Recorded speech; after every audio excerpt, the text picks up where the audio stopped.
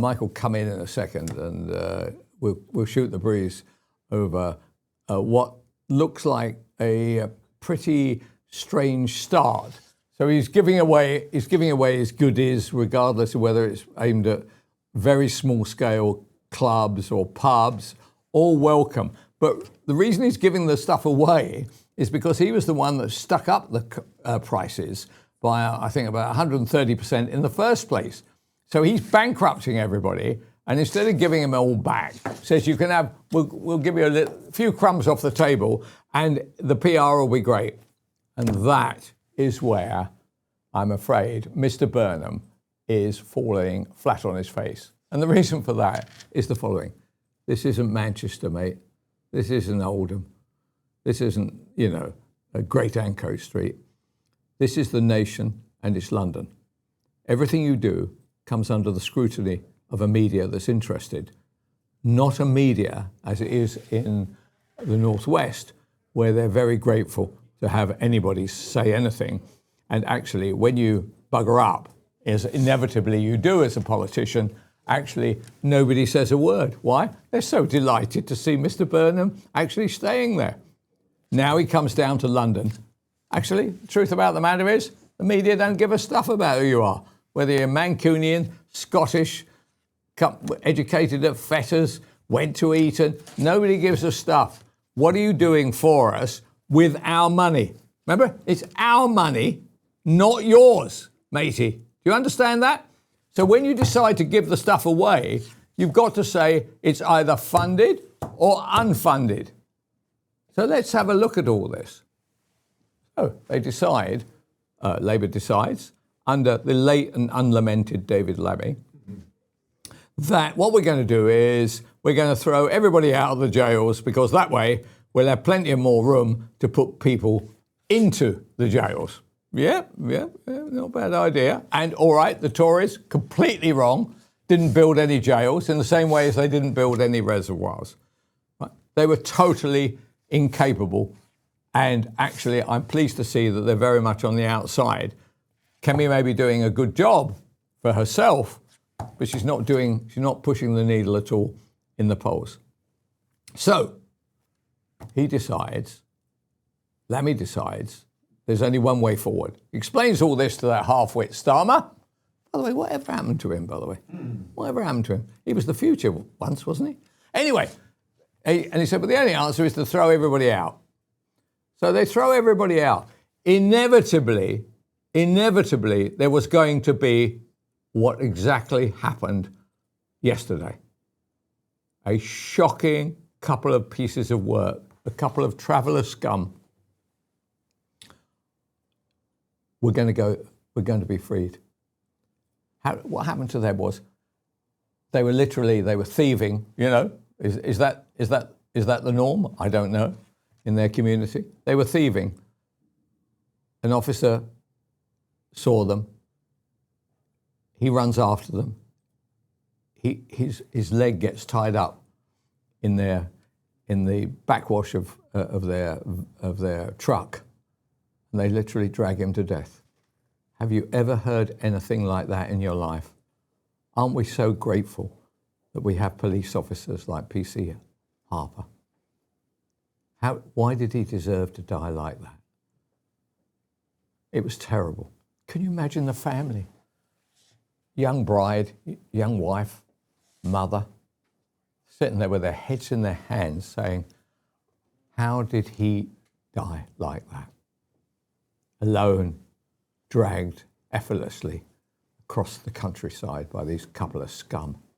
Anyway, scum got 13 years. This was an outrage. They weren't charged with manslaughter, but they murdered him, effectively. He died because of their actions. I don't even know why we have the manslaughter on that basis. It should be called either murder one or murder two, and let's call it for what it is. Anyway, the family are outraged, and two sets of politicians come together on this issue. And they say, this is Labour, remember them? What a disaster that's been. Labour and the Tories get together and they pass Harper's Law, following pressure by a very clever wife. And the result is that any emergency worker who is murdered in pursuit of their duty, as PC Harper was, from this day forward, will actually get a life sentence. Anyway, so Labour in power, they couldn't give a stuff about the law. They've got a convicted fraudster as their deputy prime minister, for God's sake. I agree that when time goes, you can change. But you can't be handing out advice and handing out public money at the same time with a criminal record. I can understand it if you're running a shoe shop, right? I can't understand it when you're standing for public office. I can't even understand the cheek of it all when you're standing for public office. And of course, we have somebody who believes that it's okay to evade stamp duty by 40,000 quid. Okay? But someone, by the way, in the cabinet making decisions like this. Let the guilty go. Let them go back out into society. Oh, you're a pedo, that's fine. Violence, that's fine. Oh, manslaughter, murder. Murder 2, as we call it from now onwards. Murder 2. We'll just let them go. Why? Because we don't care so much about these kinds of issues in our life, because we're probably lying all day long trying to deceive the public, deceive our bosses, deceive the civil servants, deceive the taxpayer. We're into all this. Anyway, inevitably what happens is that among the many people that they're slung out, turns out to be a couple of scum. But the public, and more importantly the family, haven't forgotten. They probably still weep every day, wonder every day, sit and talk every day. Every time they pass a house that the PC Harper wanted to buy at one stage, or a club he played for or something, they say, he would have liked that. He really liked those people at number 18. He did a good job at number 14. You can see it, can't you? And then the tears start. Anyway, they decide to let this scum go. But the mother joins in, and the widow joins in. And suddenly, Labour, remember them? Convicted fraudster as number 2 in the party, and a stamp duty evader, now got a nice cabinet job, yeah? Suddenly, they put on the reverse cycle clips. And suddenly, Burnham finds out he's not in Manchester. He's in the centre of power. So what does he do? He puts on the reverse cycle clips. Everything goes on a pause. Okay? Hoping to kick it in the long grass. In London, things don't get kicked into the long grass. There is constant scrutiny. You are being scrutinised, Burnham. It's not a matter of being friendly with the Manchester Evening News or some local site or the Liverpool Post, feeding them little tidbits, which is enough to keep quiet about the fact your wife was on the payroll or is on the payroll of a big company that got a big award in Manchester. Something that could not happen in London. It couldn't happen. It would be every day. One of the public prints, one of the news sites would be piling it on. We are not in the pay. We are not in the tidbit business. In fact, particularly not in the tidbit business. The man to my left, Mike Graham. Good morning. Morning, Mike. Perhaps you might like to explain how Burnham is now beginning to feel when the Mike Grahams of this world decide that he should be exposed for a fundamental error of policy. Well, he's made several, hasn't he? And I've got a new sound for Andy Burnham. Go on. Which is the sound a bus makes. He likes buses, doesn't he? He does like buses. When a bus reverses, it makes that beeping sound. Beep, beep, beep, beep. So that's what I'm now calling him. Beep, beep, beep. Burnham. Beep, beep, beep, right. Beep. Every time you mention Andy Burnham, you hear the noise because he's about to reverse something. Beep, beep, beep, beep, beep, beep, beep. It works. Well, actually, the last time I heard that was when I was asked once, because I used to be, and I know it's terrible, I am not a regular club supporter. I support football. I'm now a season ticket holder at Woking as well as Brentford, but I've dropped Charlton. You've dropped Charlton. Okay. I've dropped Charlton. Right. And so at the moment, the last time I heard that name was when somebody asked me what goes beep beep beep, right. and I said I didn't know. He said it's the Charlton football bus going back into the garage after being kicked out of the FA Cup. Yes. So beep beep. So I love beep beep Burnham. You're right. Do you know how many people have been, or prisoners have been released early since September 2024? I don't. Have a guess. How many would you think? Since when? September? September of 2024, when Starmer's plan was first put into action. Do you remember all those scenes when all the drug dealers were coming out? There's one particular guy, right, whose name is Mr. Dowling Brooks, Daniel Dowling Brooks. He was an armed kidnapper, came out into a £150,000 Bentley, was driven away by his mates, and as he got in the car, he went, "Big up Keir Starmer," right? God knows where he is now. 56,000. Oh, is that right? 56,000 have been released early since September 2024. Now, some of them will have been recalled. Some of them will be very dangerous people. We probably don't know where most of them are. Some of them are under conditional release. Some of them are under home detention curfew. But, it's a big number, isn't it? 56,000, absolutely massive. Okay, so let's appropriate the blame where it should be, which is the Conservatives were 14 years. They should have built more jails. They should have, yeah. We are a criminalised society. A good portion of them, nowhere near the majority, are coming from somewhere else. Yeah. Okay, they aren't UK citizens, but we got enough nasty people in our country for actually even somebody totally detached from society like a David Cameron, for him to have said we have to do something about this. Yeah. Right. So that's where the problem is.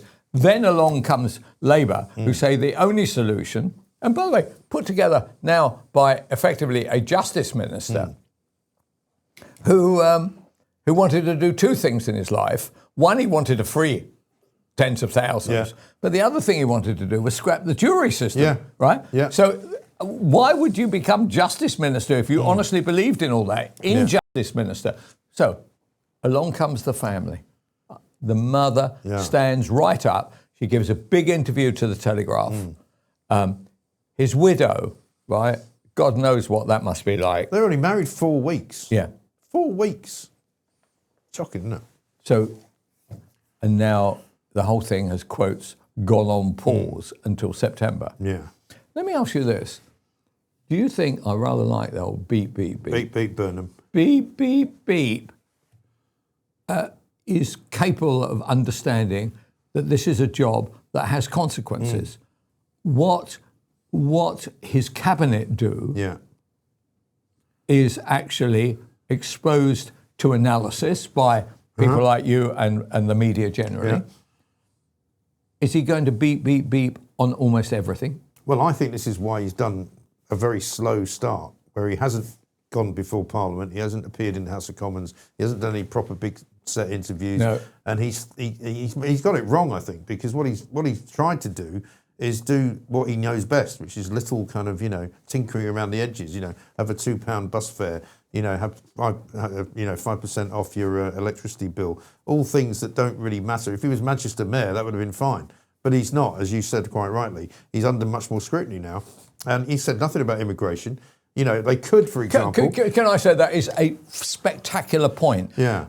The reason why Reform do well is because we feel utterly powerless. Yeah.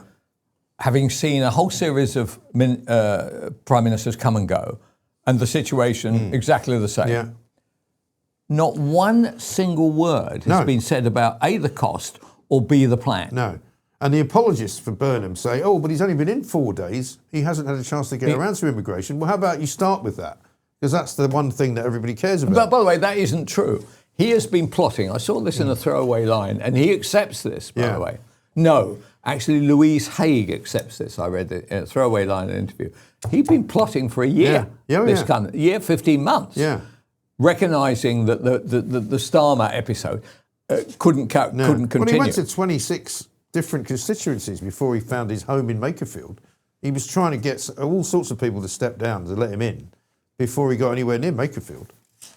26 different constituencies. Okay, so your bet is, I presume, that they will announce in September anybody who has received a sentence of a certain length or faces a trial or a conviction of a violent kind or a paedophile kind or sexual assault will no longer be allowed out. Is that going to be it? I think he's going to have to do something like that. I've got a solution for him.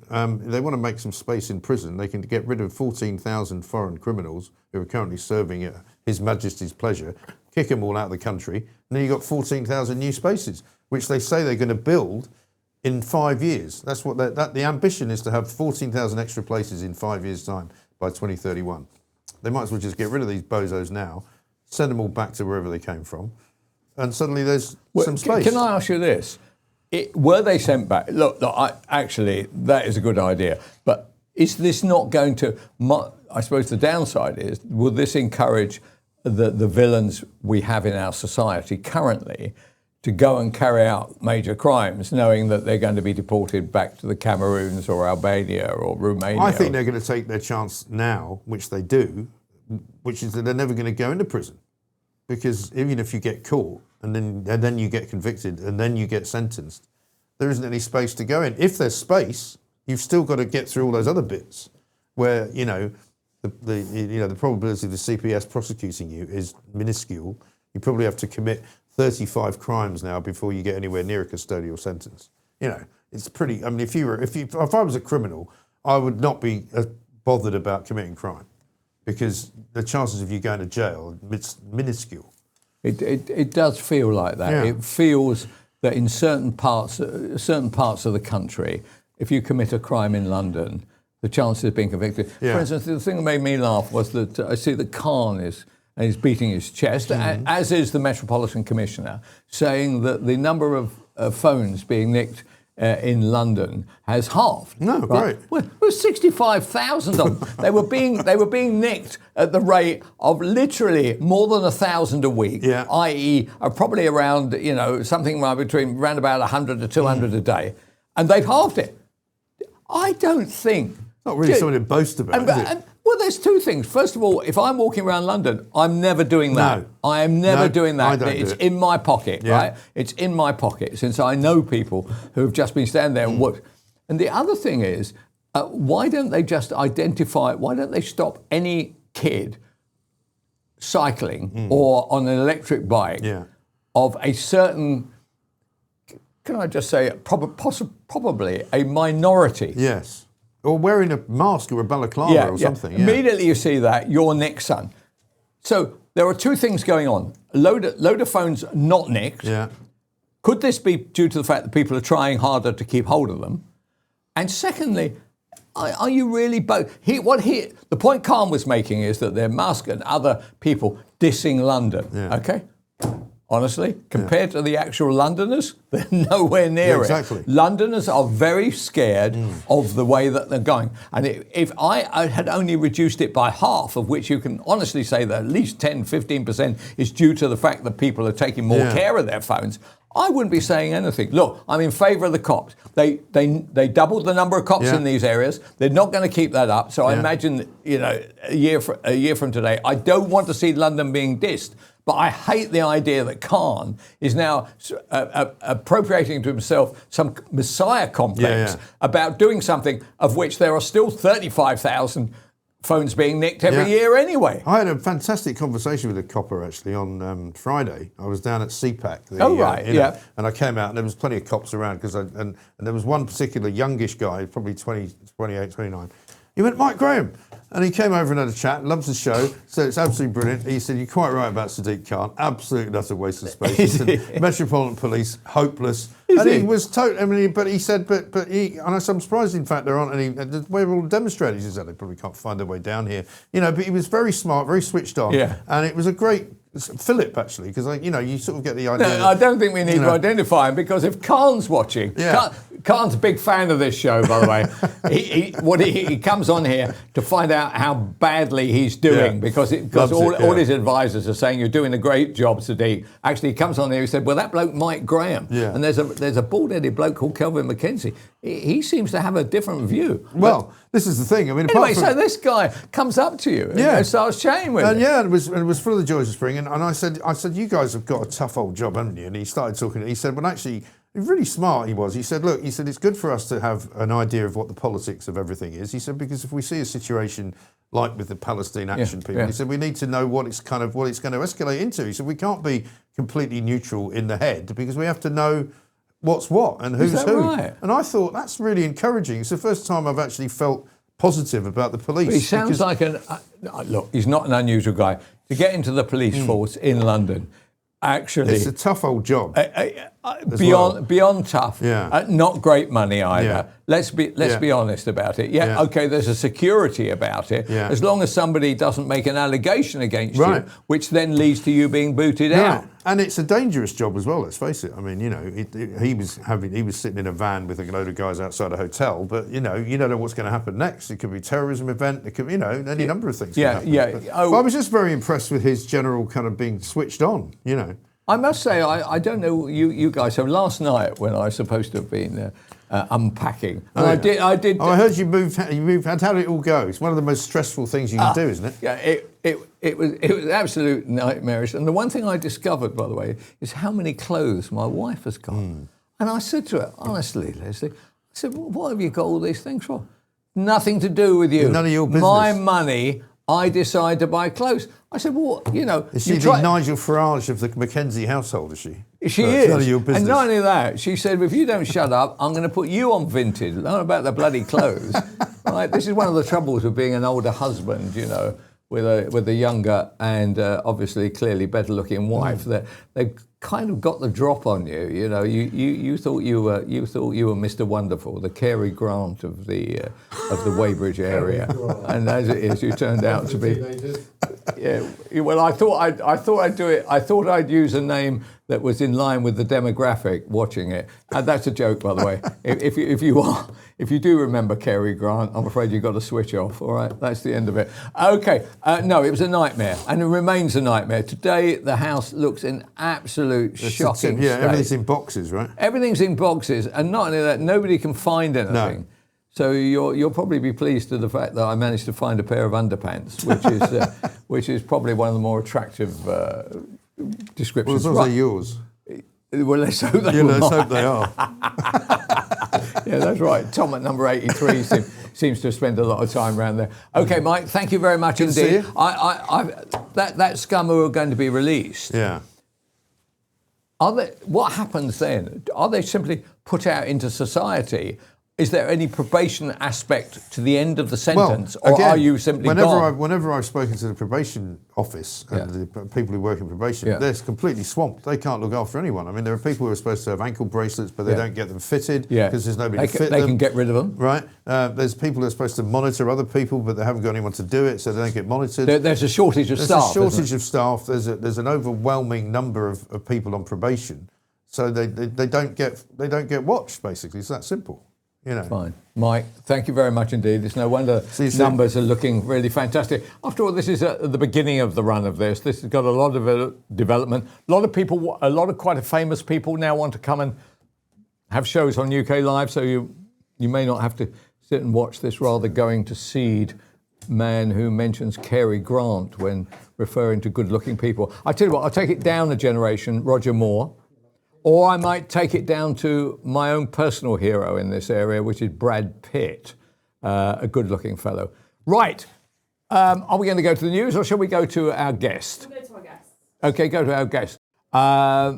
Marianne, it's good to see you, man. Good to see you, Kelvin. Good to be with you. Okay, nice to speak to you. Tell me, we've been talking about the PC Harper issue. There was always going to be a PC Harper, wasn't there? There was never a moment you can allow 56,000 hardened criminals or even criminals to come out, including people charged with what I now describe as murder two, without the relatives going to the media and saying this isn't right. And my point about this, Marion, perhaps we'd like to talk about this, is that when he's in Manchester, he's the god of all he surveys, right? Little bit of tidbit to the Manchester Evening News, little bit of tidbit to the Liverpool Post, and we're doing this and we're doing that. And actually, no wonder they thought he was a good guy, because all you ever read in the media is he's a good guy. Down here, we don't give a stuff about where you come from. It's not about where you come from. It's what are you doing with my money? Okay, so suddenly we come across a PC Harper. And then we come across the point that Mike was making there is for policy number, after we've only been there about 3 seconds, policy number 2 is beep, beep, beep, beep, beep, as he reverses back into the garage with his policy. We're going to put it on pause. Putting stuff on pause will be the norm. Do you think that will become an identity for him, or do you think he's smart enough or cunning enough to see his way through this? No, I think you're absolutely right. It will be an identity for him, because I think he's assumed that he's the mayor of Britain rather than the prime minister of Britain, and he doesn't understand that he actually needs to make funding. He actually needs to raise money. I mean, this is a guy who's very much out of touch with the country that he's running. Look, he's fighting battles with the ghost of Thatcher in his head. He, as you said before, he hasn't mentioned the boats or immigration. He hasn't even mentioned net zero. So I just don't think he's aware of the country that he's funding. And all he's doing is these cheap gimmicks of, VAT on electricity, and then bus fares, but not borders. I mean, it doesn't really make any sense. And then you got, increasing in foreign aid. I thought that was a huge slap in the face, from 0.5% of the income to 0.7%. That's a massive increase. And then people say, look, these are just early little birds, and he needs a bit of time to get his foot under the table. And my response is, give him no time. He is the one who instigated this coup. He is the one that got his mate to stand down in Makerfield. He is the one that's been planning this for about a year. Now he's number 10. I expect him to be not just hitting the ground walking or running. I expect him to be Usain Bolt and having a whole plan, a vision with policy fleshed out, because he brought this on himself. So I don't think we should be merciful to him. We need to understand that this is a man that, behind the kind of bedtime story tone that he likes to always portray, is a man frothing at the mouth with political ambition. And so therefore we need to hold him to account and be ruthless about it. Yeah, well, look, there's not one single phrase or sub-phrase of yours, Marion, that I would disagree with. So, but all the messages that are coming out from wherever, from his mates, alleged mates in the media, are that taxes are on the way in one form or another. So that come November, when the budget is announced, are we really going to see death taxes? Are we really going to see a raise to 50p in the pound of income tax for certain high earners?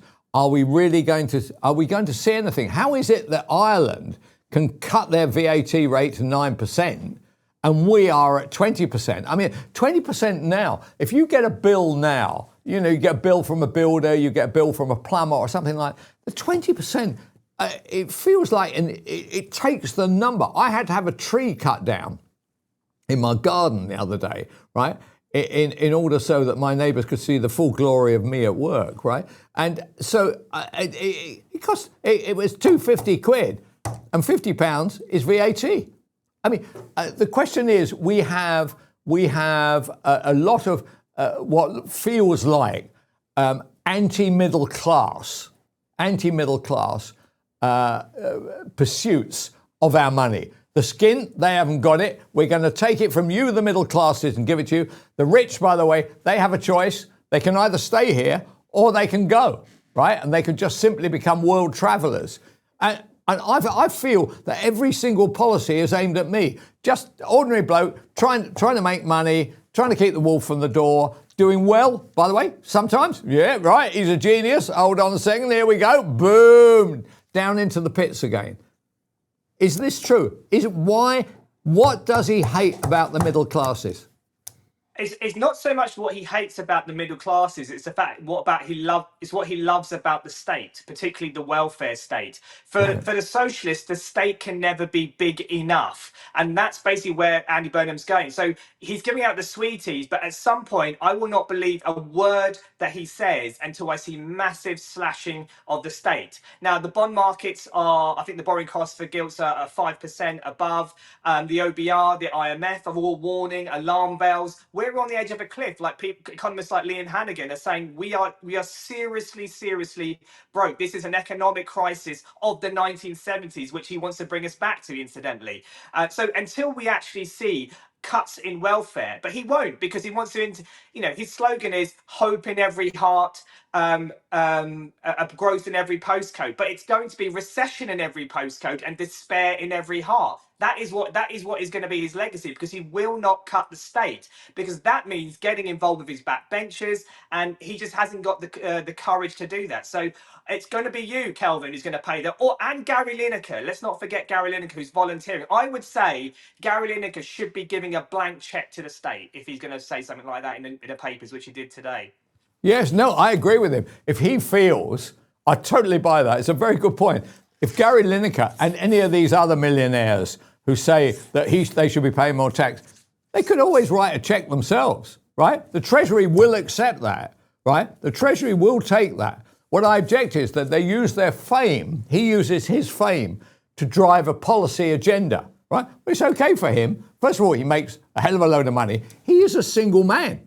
He's a single man. I think he's got a lovely house in Barnes. I wish him well. Everybody should have a nice, I like the idea of a nice house. But however, perhaps he's under 2 million quid and therefore won't pay an extra tax. Everywhere you go, by accident, right, you end up paying more money. I invested a load of money into my house. Am I going to be allowed to put against my potential tax the money that I invested in my own house? Or should I do what they do with council houses? People who live in them often just let them go, right? If I would, first of all, I would insist on the council, anybody who had a council house, that they have to pay in line with what they can pay. Right? The idea that they get a 70% discount for life and then stick it on Airbnb or get their mates to live in them and pay them cash while they go and live in Portugal. Something has to be done. But he doesn't believe in all that, does he? He believes that if you're getting a subsidy and you happen to cheat the system, that's fine by him.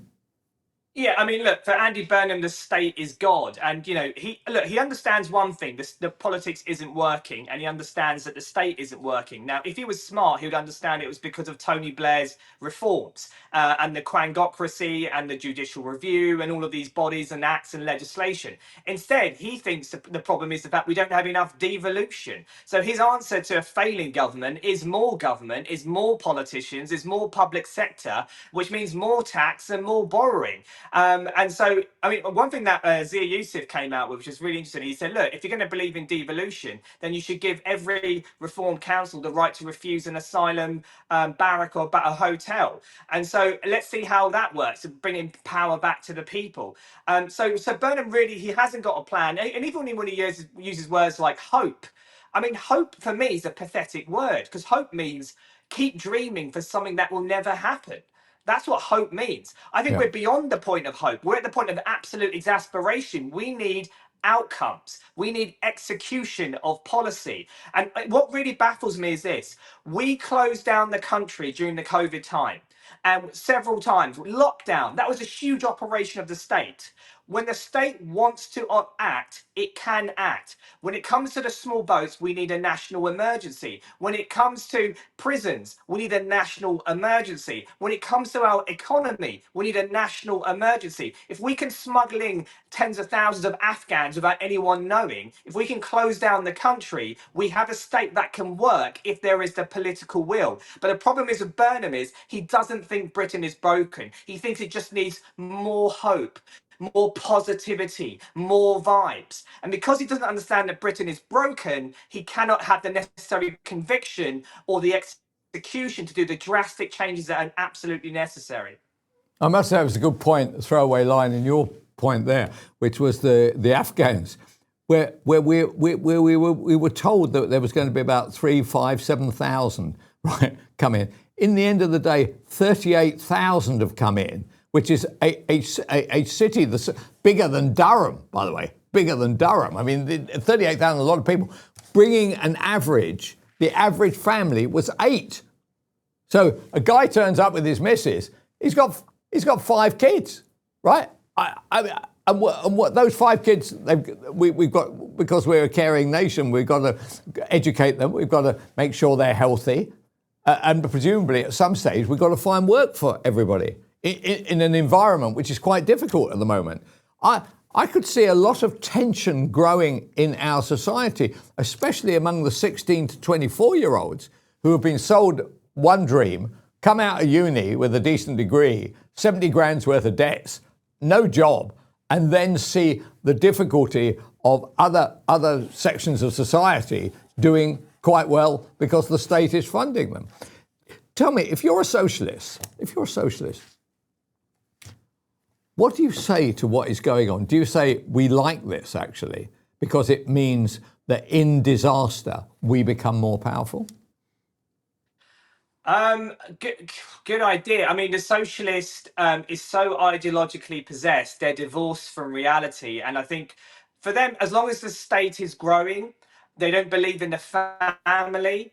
They believe that paying tax is like some ritual. And when you get a wealth exodus, they say they often celebrate, oh yeah, these rich people who don't want to pay tax, get rid of them, good riddance. And it's like they're just completely divorced from the mechanics of how a society works. Their mentality is fueled on victimhood, and it's also fueled on envy. So if you're going to build, this is why socialism always fails. It's because it's the fundamental instincts and psychology behind it is negative, is wrong. It doesn't celebrate wealth. It doesn't celebrate the individual or the family or tradition. And the socialist wants to eradicate our history, our heritage. You know, people accuse us of banging on about immigration, but immigration is not just another topic of discussion. It is the topic that almost defines everything else in politics. And so when you're talking about the prisons, why have you got a prisons crisis? Because we've had a population explosion, obviously. That's a huge part of the reason. Why have you got a housing crisis? Because of a population explosion, obviously. Why is the economy on the brink and welfare rising? Because of low-skilled, low immigration coming in, because of illegals coming in. The socialists don't care about that. The socialists have got in their mind that as long as the state is growing, as long as we've got our voters voting for us, that's all that matters. And people like me and you, I mean, I'm absolutely exasperated with the situation. And like I said, we've got to recognise Britain is broken. Only when that diagnosis is made can we then step forward and put forward radical action. Okay, one final question. Right. I tell you what, either make it a year or 2 years' time. 2 years' time, you wake up Thursday morning. Are we in better shape than we have been? Are we in the same shape, or are we in worse shape? It's going to be worse shape because the economy is going to keep rolling off a cliff and borders will stay open. As long as that keeps happening, we'll be in a worse state. There's no question about it. Burnham will not cut the state. He will not cut the state. It's as simple as that. If Starmer couldn't do it with a mandate, let's not remember this guy has no mandate. So if he turns to his backbenchers and says, guys, look, let's bring back face-to-face interviews, let's really crack down on welfare, it's not going to work. If he can't cut welfare, he's got an equally zealotous net zero minister coming in. So if you're not going to cut welfare, you're not going to cut energy, you're going to increase foreign aid, that means you're going to tax more, you're going to borrow more. We are stuffed. We are absolutely stuffed. On that cheerful note, Maya, thank you very much indeed. Anyway, if Andy Burnham's watching today, there's clearly a place in his government for you. But Kelvin, one last point I'll make is, go on. We are stuffed. The silver lining is it will exasperate the people so much that they are ready for radical change and hopefully get a kind of reform-esque government into power. That's what I'm hoping for. All right. Well, that is fantastic. Nice to hear a thumbs up to reform, which has gone through a bit of choppy waters lately. Cheers, Myra. Thank you very much indeed. Now, he supplies unfortunately, because it sounds like relentless gloom, to be absolutely honest. But somebody has to say something, because if you watched any of the conventional mainstream media kind of outputs, you'd think everything was great. Dan Wootton actually texted a good piece. He tweeted a good point last night, in which now this is unbelievable. So an ITV cameraman caught the hot mic between Wes Streeting and Mahmood, in which they were laughing and joking at the expense of the Justice Minister, saying, "You, the Justice Minister, are going to be at war with Mahmood because you're going to let everybody out." It was a gag. But it just goes to show, don't joke when you're in government, because actually this was the day that it was being revealed by the Telegraph that these two scum who killed PC Harper was going to be released. Now, ITV had that film. It was a unique piece of film and a journalistic piece of film. What did ITV do with it? They did nothing at all. They didn't carry it. Now, it could have been just a straightforward error, or it could have been a political decision made by sort of clapped out news network like ITV News. I trust that they're holding an investigation how, when they had an important piece of political information, they failed to pass it on to their viewers. It's not as though ITV News is well known for disclosing anything, except possibly that their piss poor presenter has got a new book out, which they seem to be quite hot about whenever he does that. But journalistically, they're not up to much. But here they had something very important, has had massive consequences, and they didn't run one single second of that clip.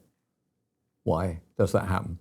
Does it happen because they are mainstream media and are concerned all the time about not wanting to fall out with the incumbent government?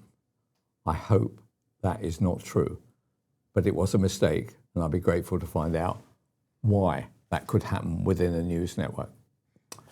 Right, so we should have coming up, actually, Vanessa Frake-Harris. Is Vanessa around? Hi, Vanessa. Yeah. How are you? Now, tell me, you're the expert on this area.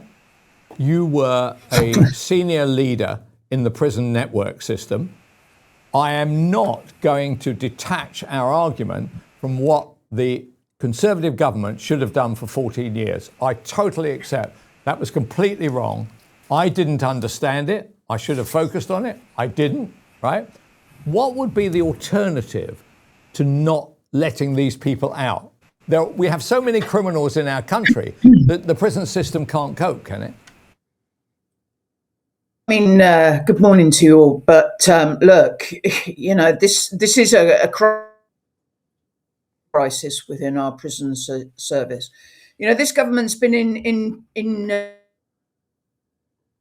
and not a lot has changed, to be honest. All they've done is release around 6 to 7 on an early release scheme. We've seen the pictures of them popping champagne. And now, you know, with the passage of the Sentencing Act, opposition MPs put forward amendments to it which were explicitly designed groomers, sexual offenders from the 50% release. But I'm afraid I'm very sorry. I'm sorry for this, Vanessa. Can we try you again, because you're breaking up quite a lot, and you've got important things to say, and we want to make sure everybody can hear it. Can we just try? Yeah, okay. We'll go to the news, and then we hope we get Vanessa back again. Morning. I'm Edward the News Hughes. 3 days into the Andy Burnham era, and the new Prime Minister is already discovering that bringing back hope comes with the usual paperwork. The Knob of the North has ordered an urgent review of the early release scheme after it emerged that 2 of the men involved in the death of PC Andrew Harper are suddenly eligible, prompting the usual chorus of "How on earth did this happen?" from police families and the public. Meanwhile, Safeguarding Minister Natalie Fleet has quit after just over 2 months, explaining that the job was overwhelmingly triggering and making her ill. Honest, if not exactly a ringing endorsement of the brief. On the brighter side, households can look forward to that less than £1 a week saving once VAT is scrapped from electricity bills in October. Paid for, conveniently, by binning the digital ID scheme. Same revolving door politics, slightly different northern accent, and the nation waits to see whether this government lasts longer than the average Premier League manager's honeymoon. Laters, Tigers. Yeah, hi. We'll have one more go, shall we, with Vanessa Frake-Harris, who used to be one of the senior leaders within prison jails. Let me just say, just doing that job must have been a total and complete nightmare. So I salute you for even doing the job, let alone doing it well. I mean, these people who are prison officers, we don't hear a lot about them until they seem to be attacked. And then your heart goes out to them. I mean, I can't imagine what it's like to work within that kind of criminalized, violent atmosphere. So tell me, Vanessa, do you think that this government is doing a good job under difficult circumstances, or has no idea about the difficulties the prison service is facing? That's an easy question for me.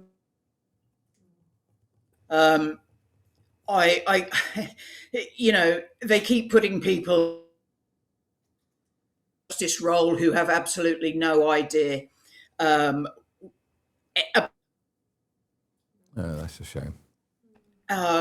I'd be quite happy to talk to Vanessa actually on audio, to be fair, because with my ugly face one side and her view is the other side, it would be quite good. So if she wants to come on literally on her phone, I'd be absolutely delighted to hear that.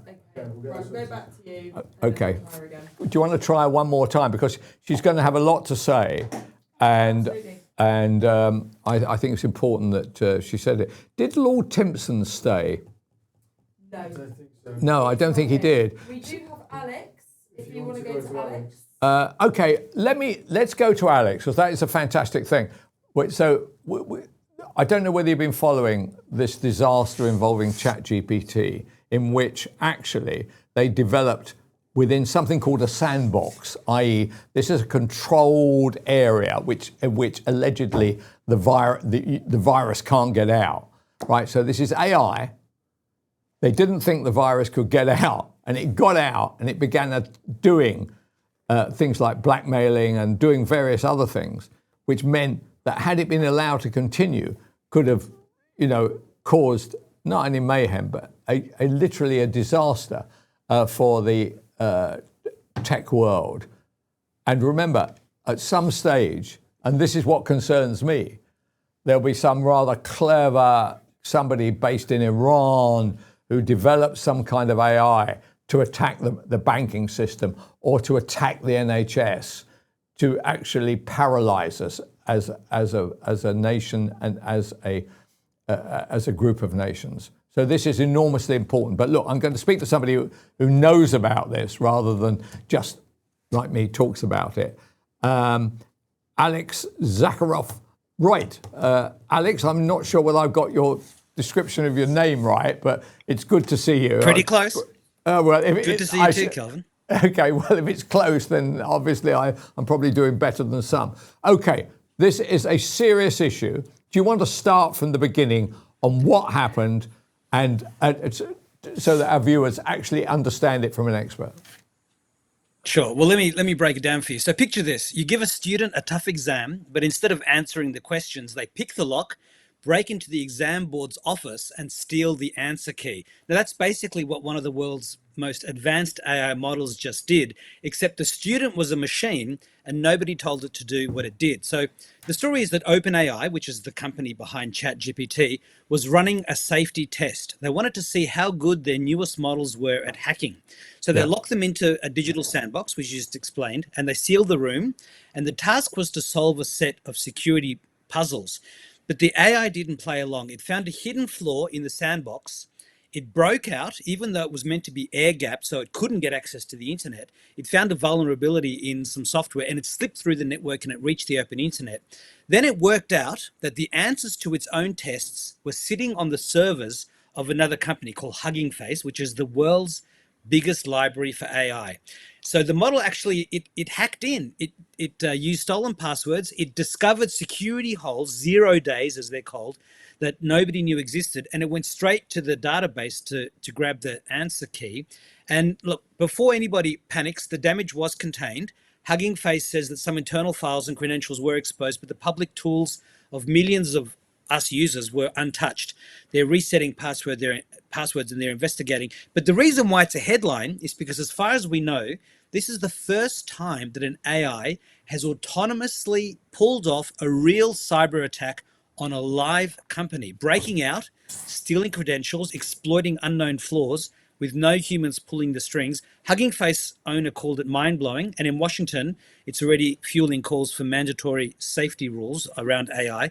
And to finish up, when Hugging Face went to clean up the mess, they had to use an open source AI, a Chinese AI, to do it, because the commercial chatbots like Claude and like OpenAI and others, Gemini, they kept refusing because their safety filters wouldn't let them analyze the hack. They thought they were hacking into their own system. So truth is stranger than fiction, as is usually the case.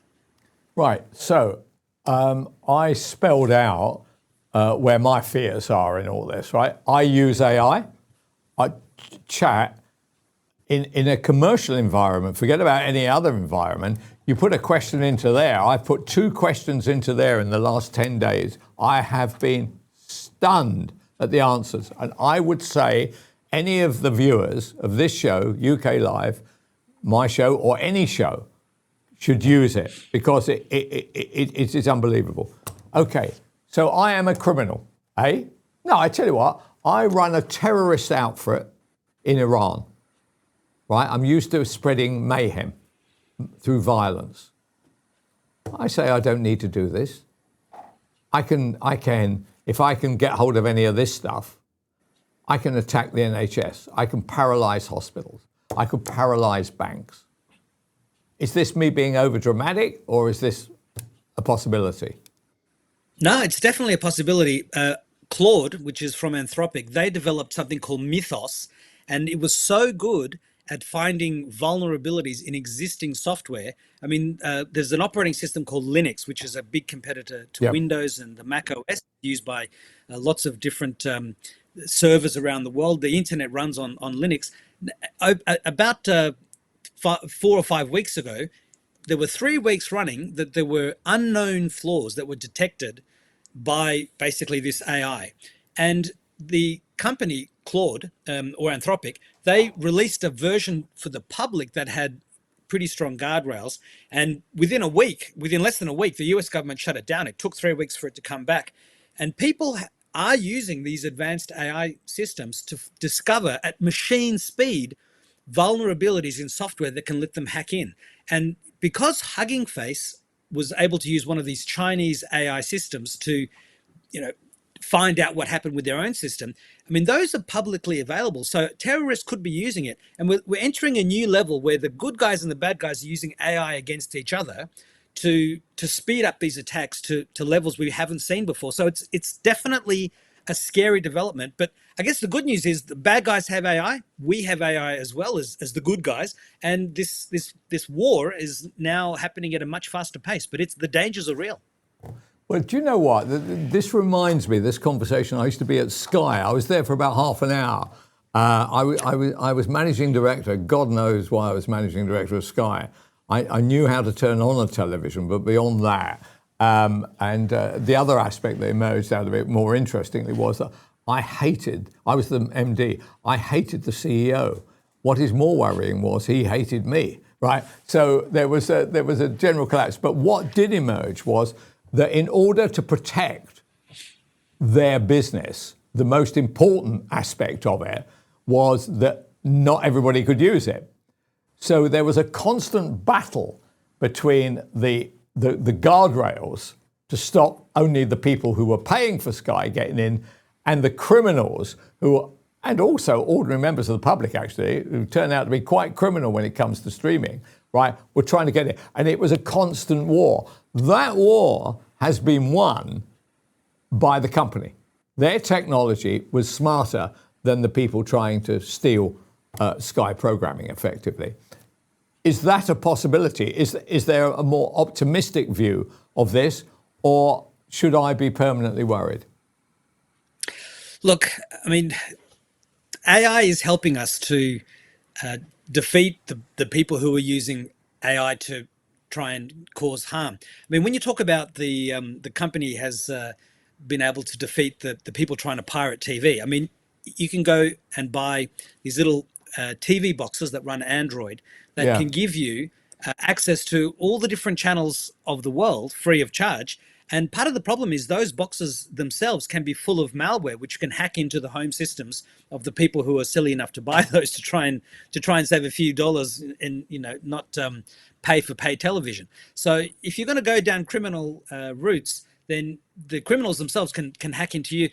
Look, we as humans have always defeated the bad guys, as it were, but it's a cat and mouse game. So the bad guys figure out a way to attack us, and we figure out a way to defend ourselves.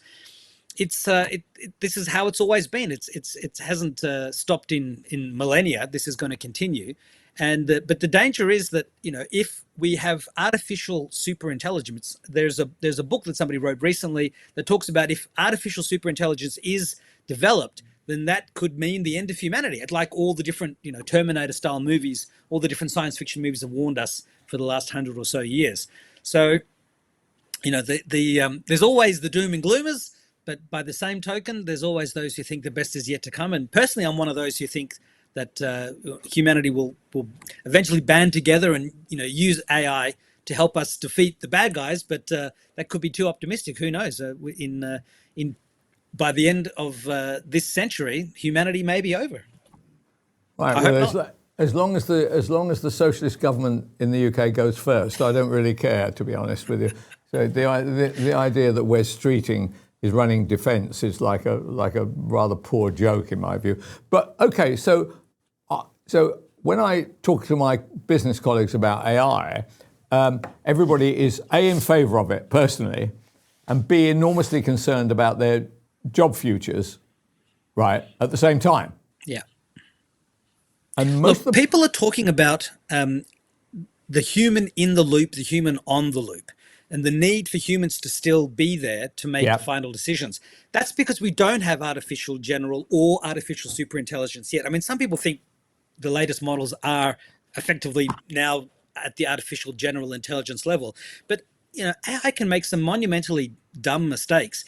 And there are people who are using AI tools. I was getting one email in my inbox talking about how this company had used AI and everything looked good on the surface, but underneath it was corrupting all of its data. There's another problem where 47% of developers say they've had an AI agent take an unintended action, highlighting the difficulty of predicting agent behavior. 71% of respondents report visibility gaps into what AI is accessing, and 40% of developers say they grant agents persistent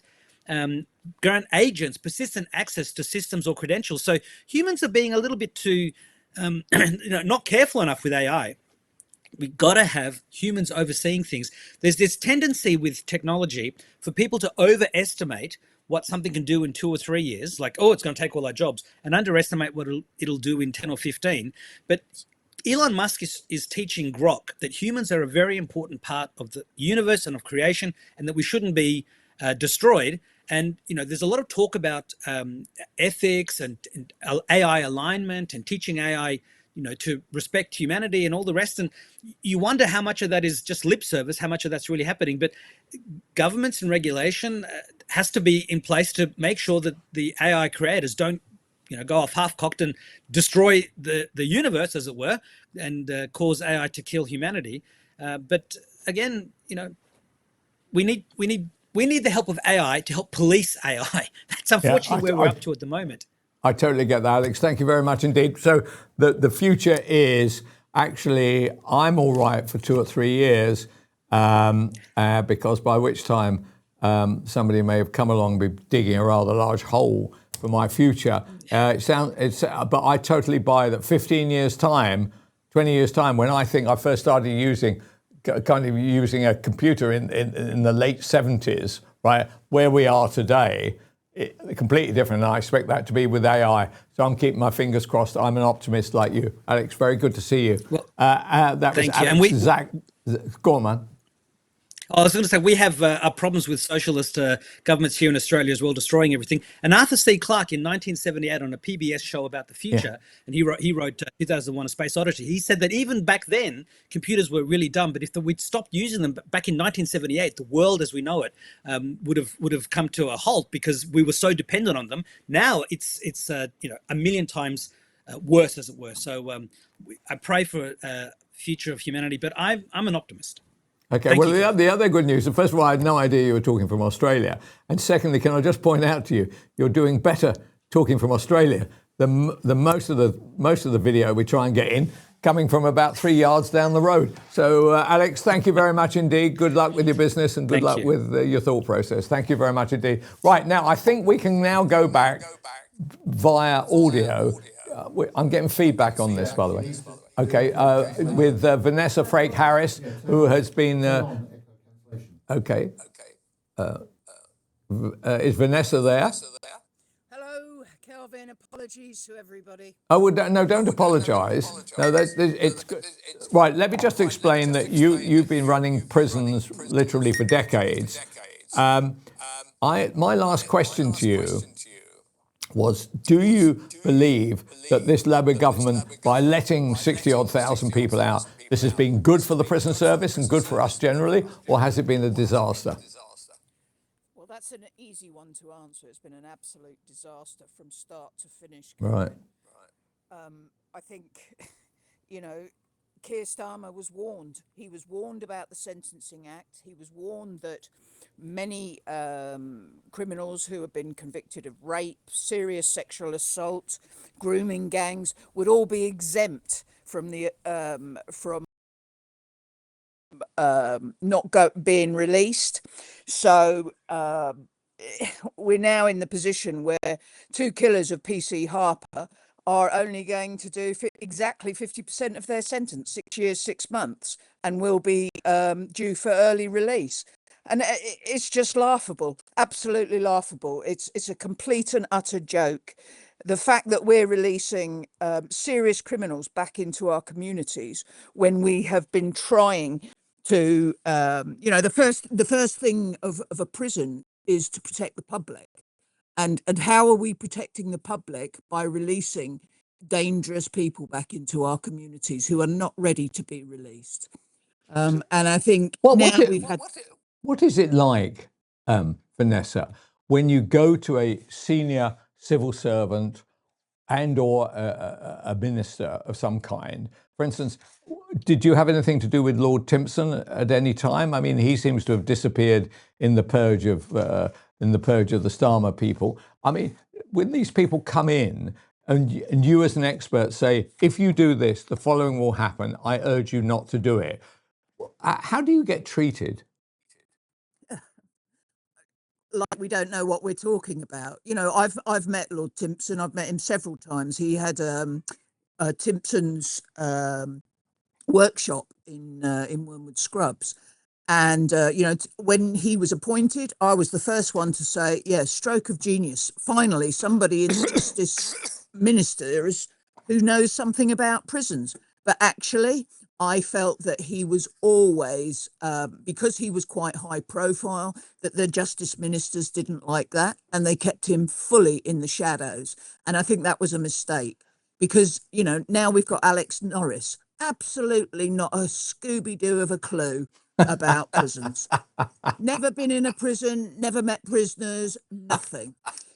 So how can somebody who knows absolutely nothing about prisons run the prison system, which is complex, it's complicated. It isn't it's a community within a community. It has its foibles, it has its downfalls, but at the end of the day, it's there to protect the public, to rehabilitate prisoners, and do as the courts say.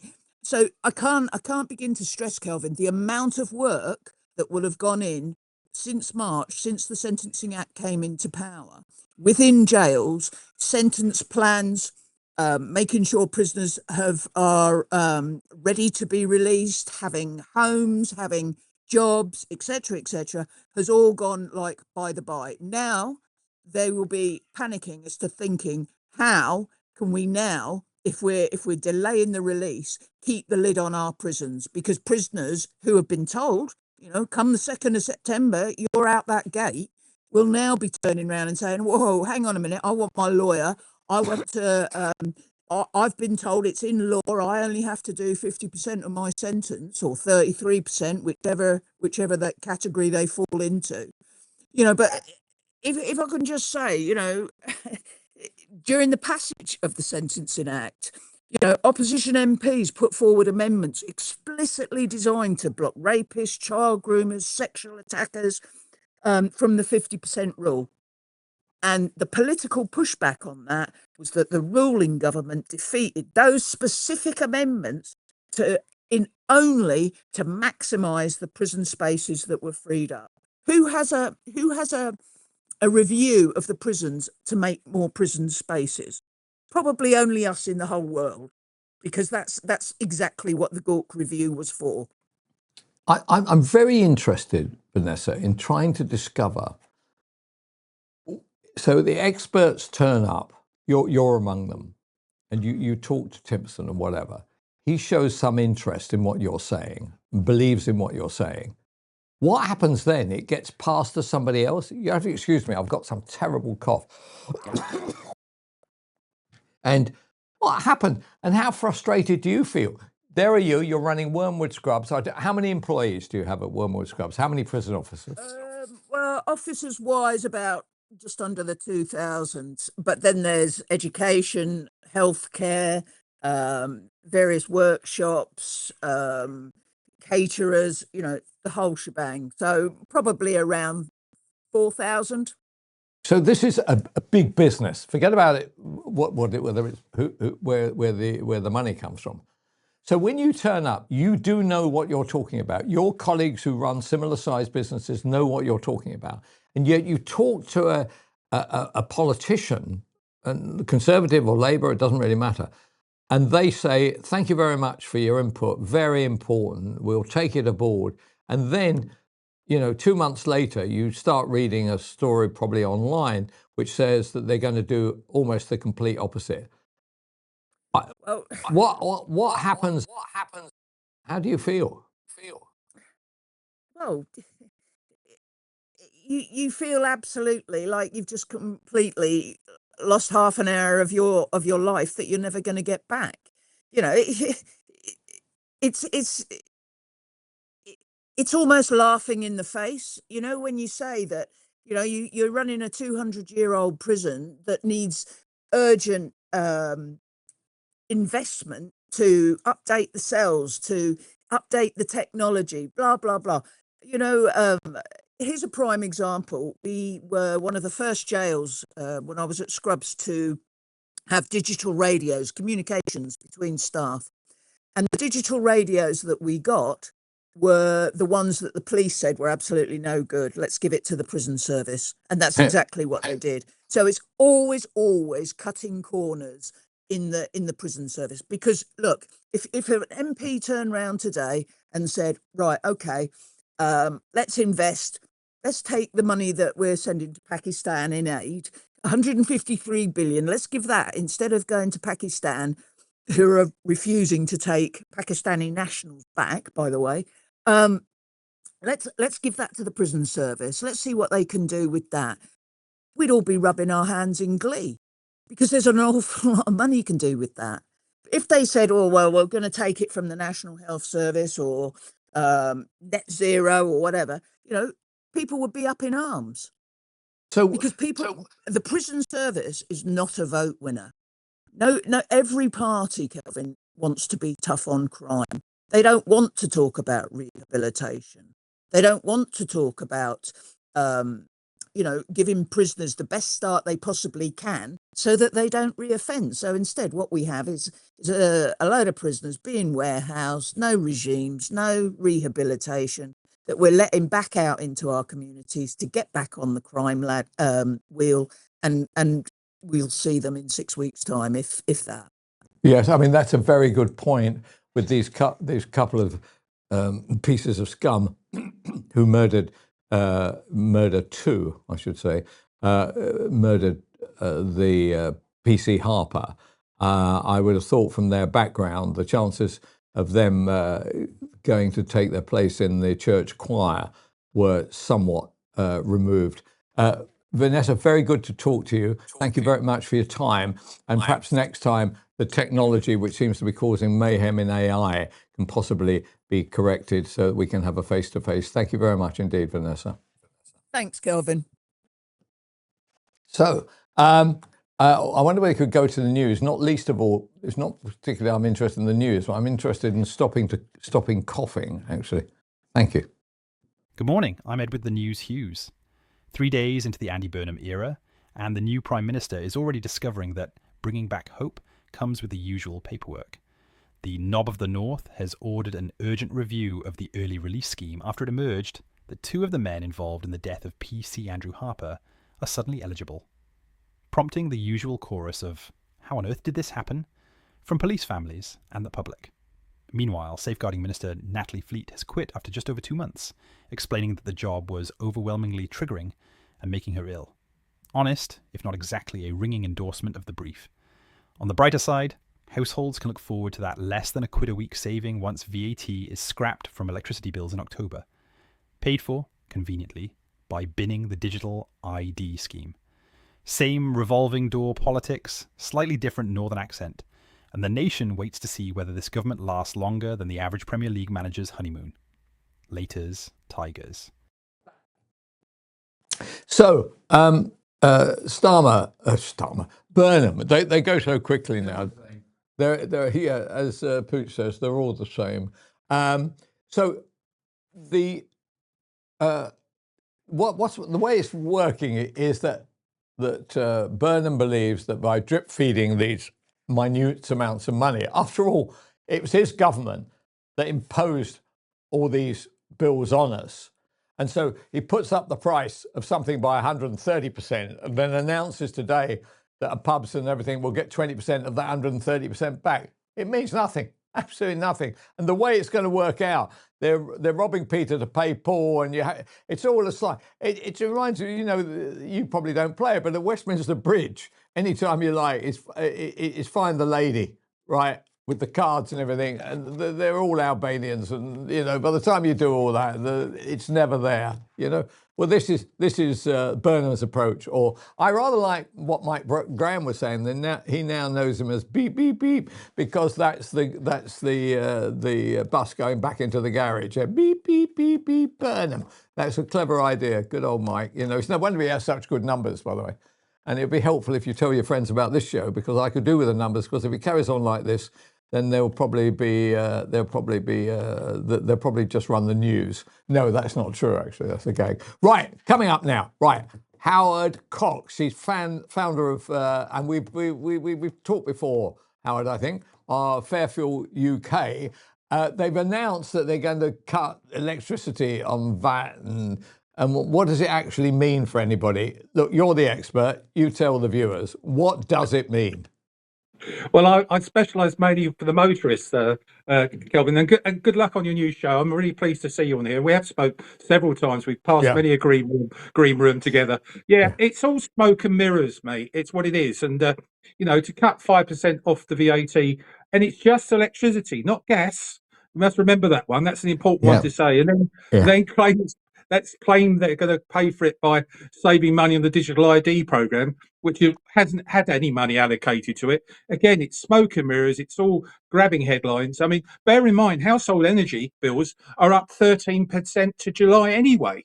So, and apparently we're going to get the VAT, the 5% cut in October the 1st. And I understand there's already a planned £50 increase in October. So, what's going on here? We're going to get no bloody saving. It's complete and utter con.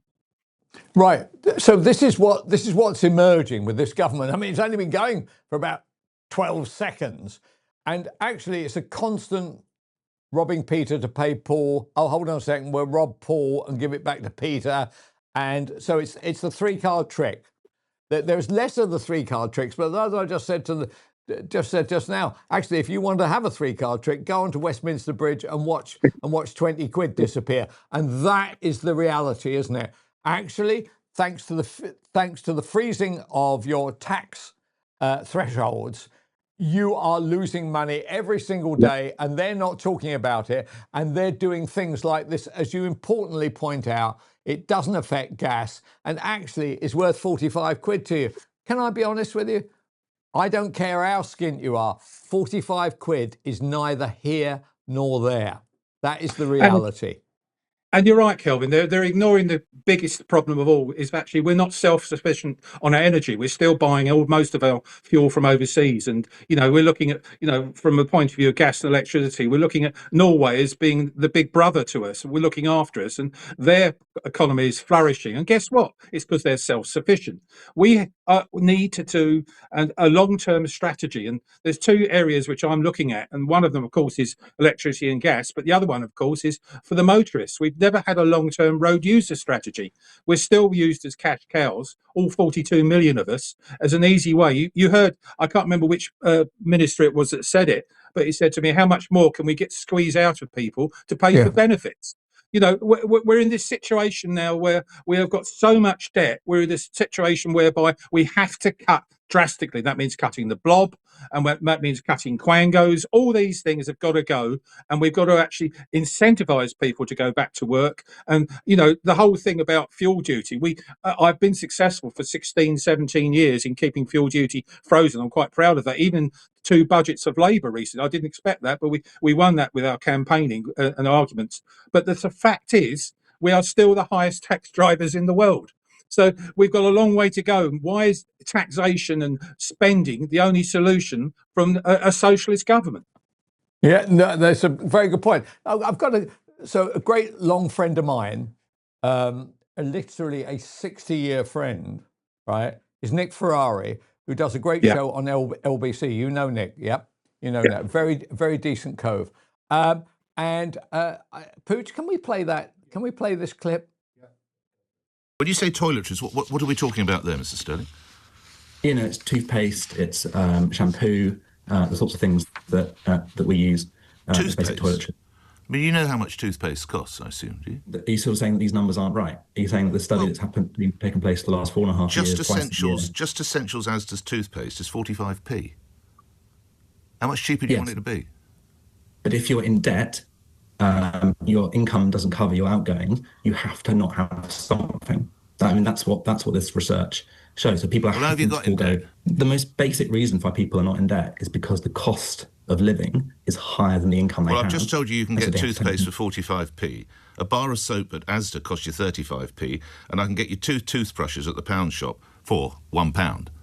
So we've had a nice wash and we brushed our teeth. Why don't we go out and get a job? So, of course, many of these people are in work. You're going to be able to afford 2 toothbrushes, aren't you, for £1 at the pound shop? Not if your housing costs. You're telling me people in this country can't afford a 50p toothbrush?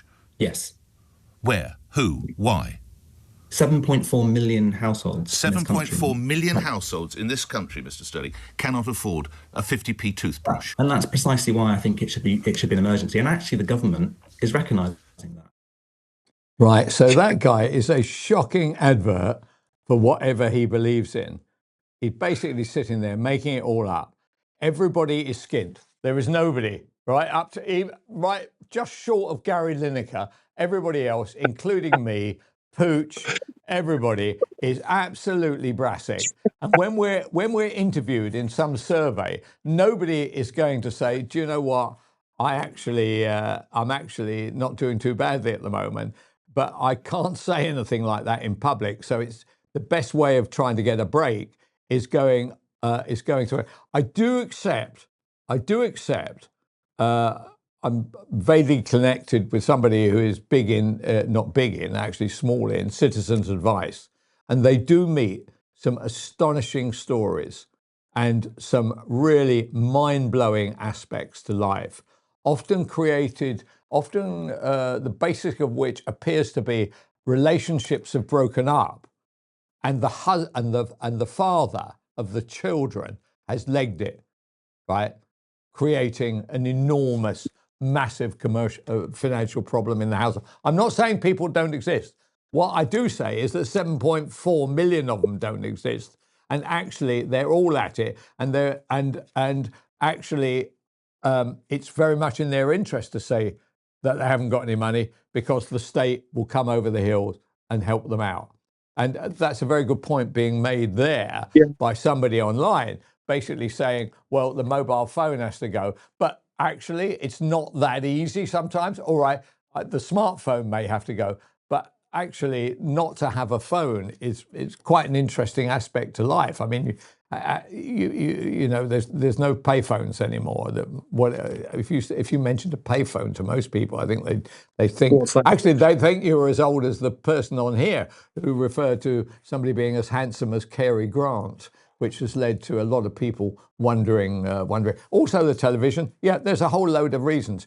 Tell me something. If we didn't have tax on petrol, right? Supposing you've been completely successful, as from being enormously successful by actually putting the government to the sword and therefore, in a funny way, keeping the tax down, where would we get the money from?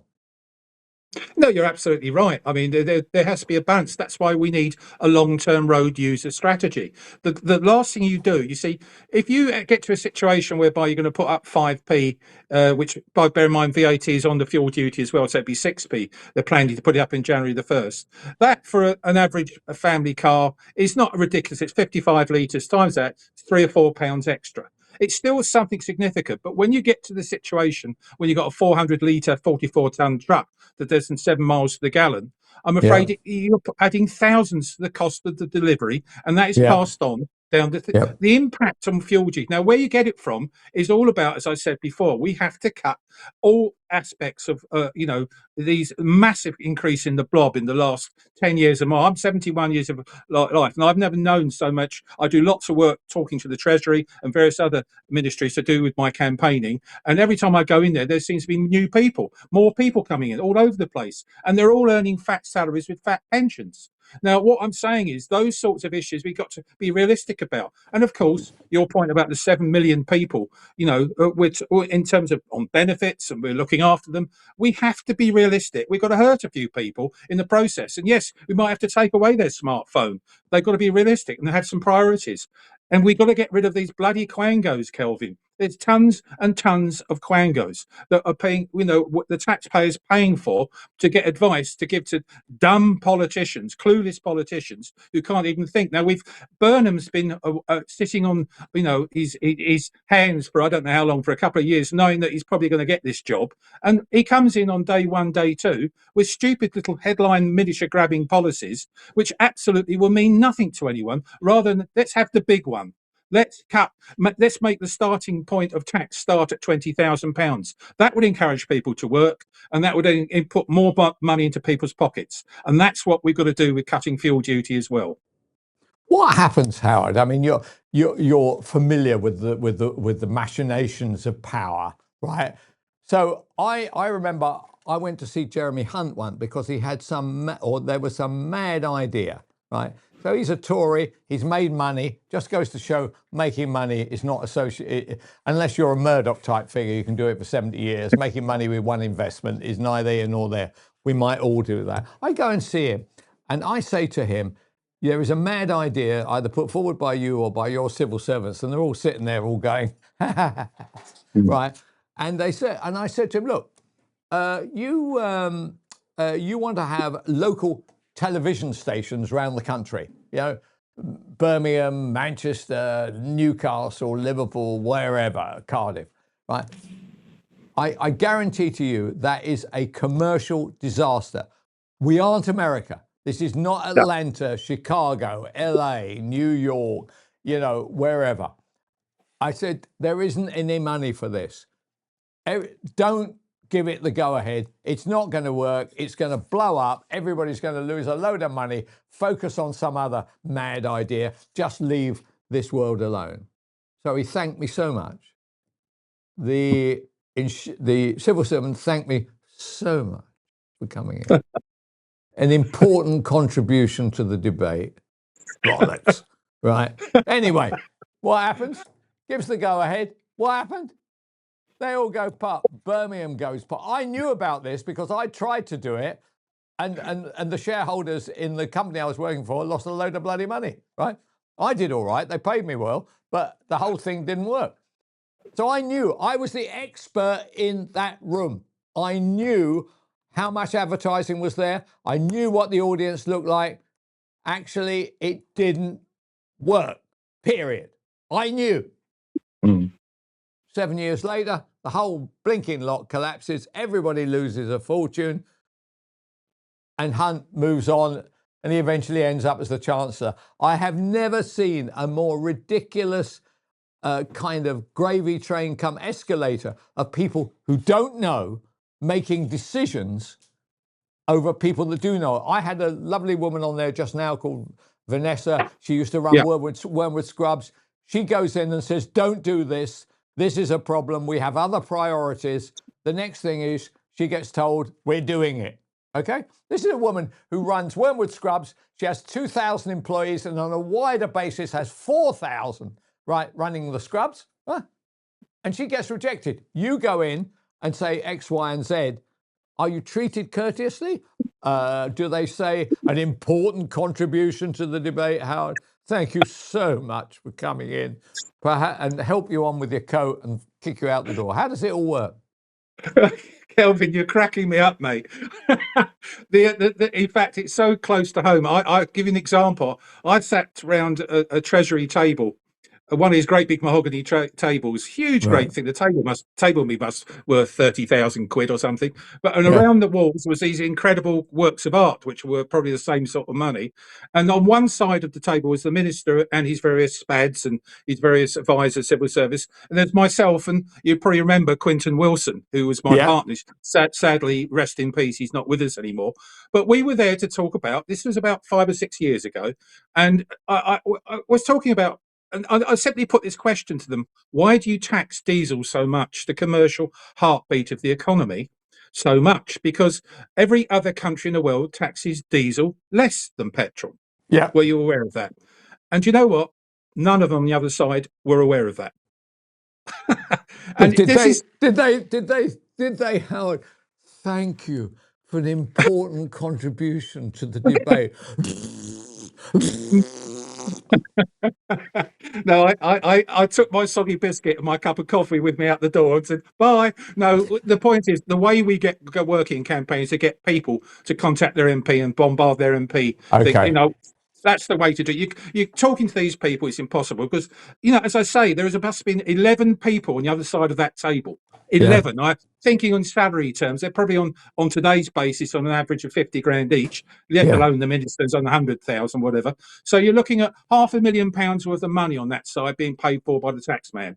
And there's little old me. I don't pay anything whatsoever to myself. Everything goes into this campaigning. Quentin Wilson did it for free. He became a good friend and a good spokesman for Fairfield UK.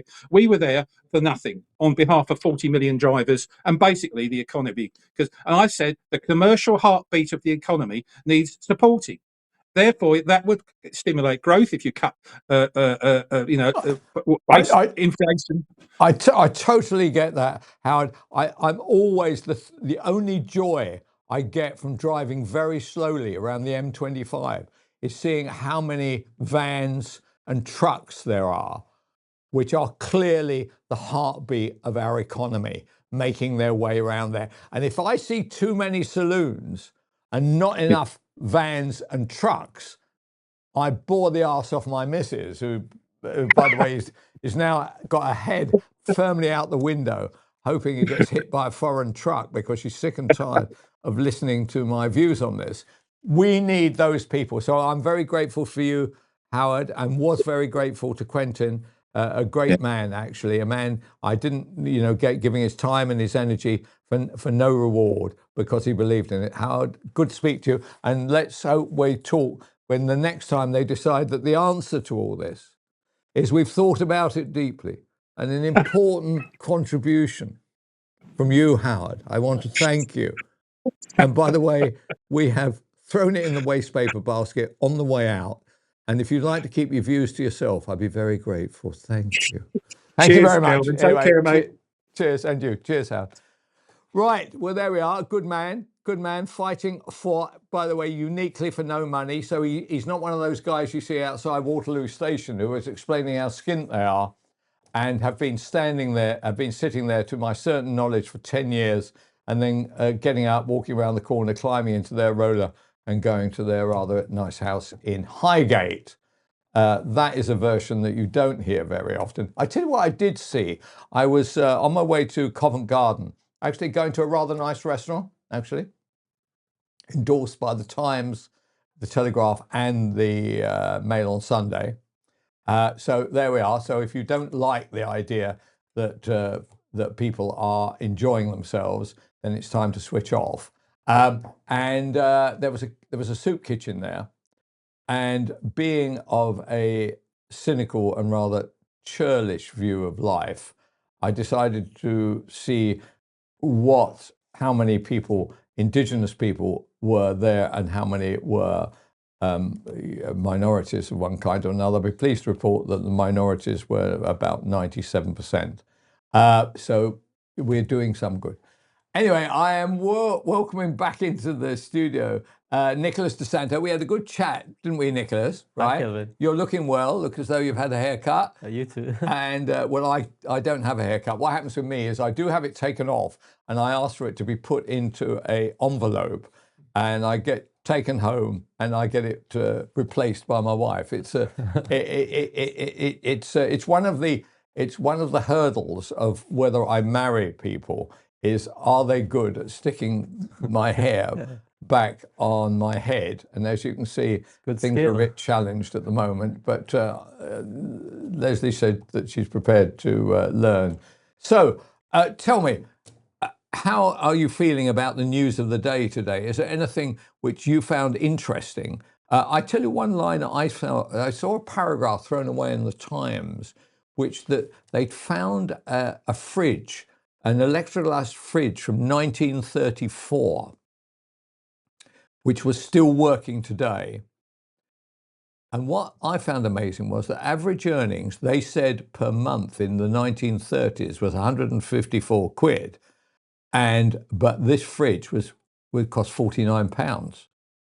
So although there's a lot of complaints about everything going up in price all the time, actually you can buy a decent fridge for almost, you're right, if you want to have a fridge freezer, that's different, but you want to have a decent fridge, you can get it for almost no money compared to these days. Anyway, a fascinating fact, which I can see, Nicholas, by the bored expression on your face. Actually, I was thinking about it because, you know, to be fair to the fridge industry, I think at that time... that's an expression, to the fridge industry, an expression you don't hear on television very often. Yeah, go on. I've been accused of a lot of things, among which being in the pocket of the big fridge lobby.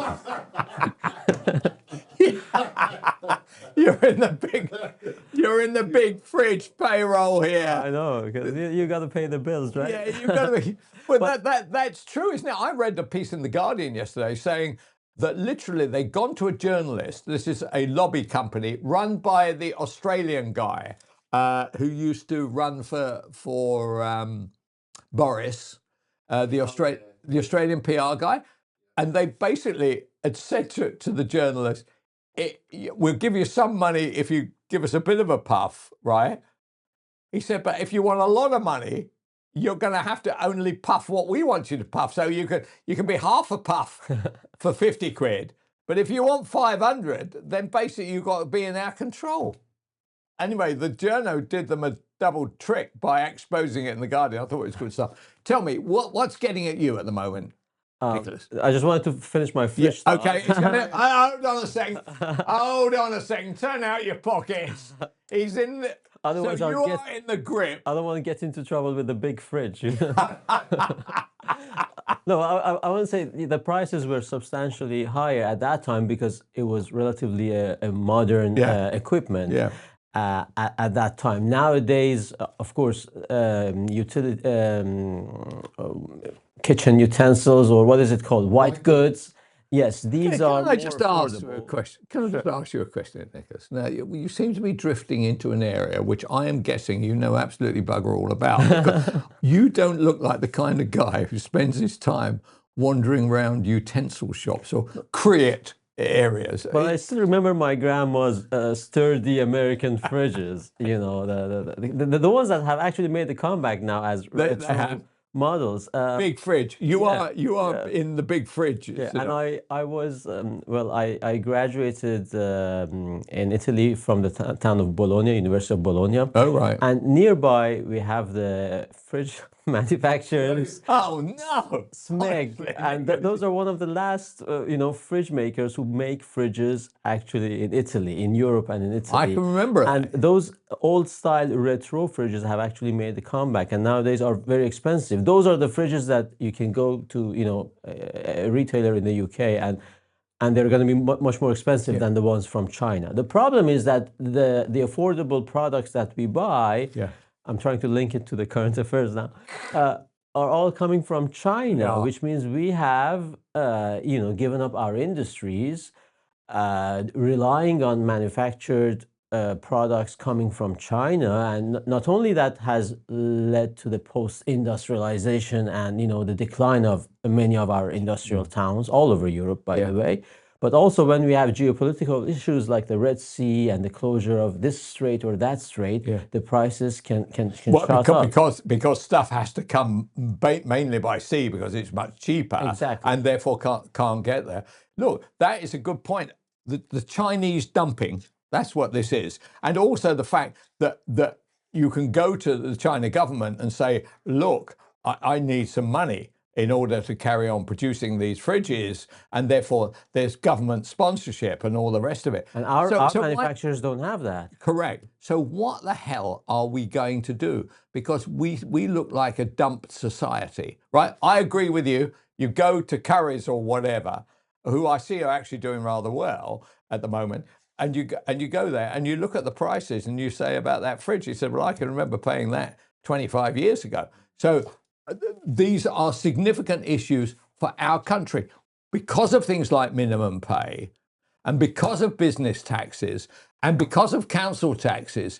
If you set up a manufacturing unit here, you'd be mad. Absolutely. Stark, raving mad. Because you'll be competing with the like of the Chinese, and not just the Chinese. They don't have any environmental concerns. They don't have labor laws. They use child labor. You name it. Whereas we do that. Now, this is a good idea. There's a good debate.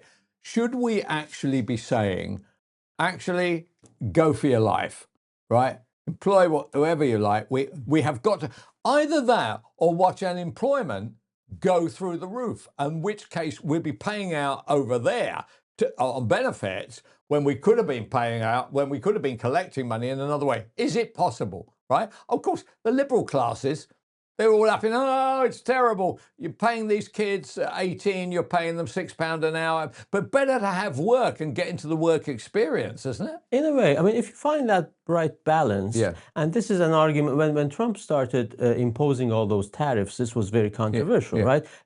Because, and I'm not one of the people who believe in absolute free markets, but many people who believe in absolute free markets said, well, this is against free market, obviously, because you are protecting the domestic manufacturer, but which means, yes, higher prices for the consumer, but look at the benefits. Then we have jobs for the Americans or for the British. We are not financing a labor market which is, again, employing kids, depleting the environment. I mean, this is mad. We are so obsessed with net zero and 15-minute cities and all those restrictions and the highest electricity bill in the Western world, while they're opening a coal plant in China every week or in India.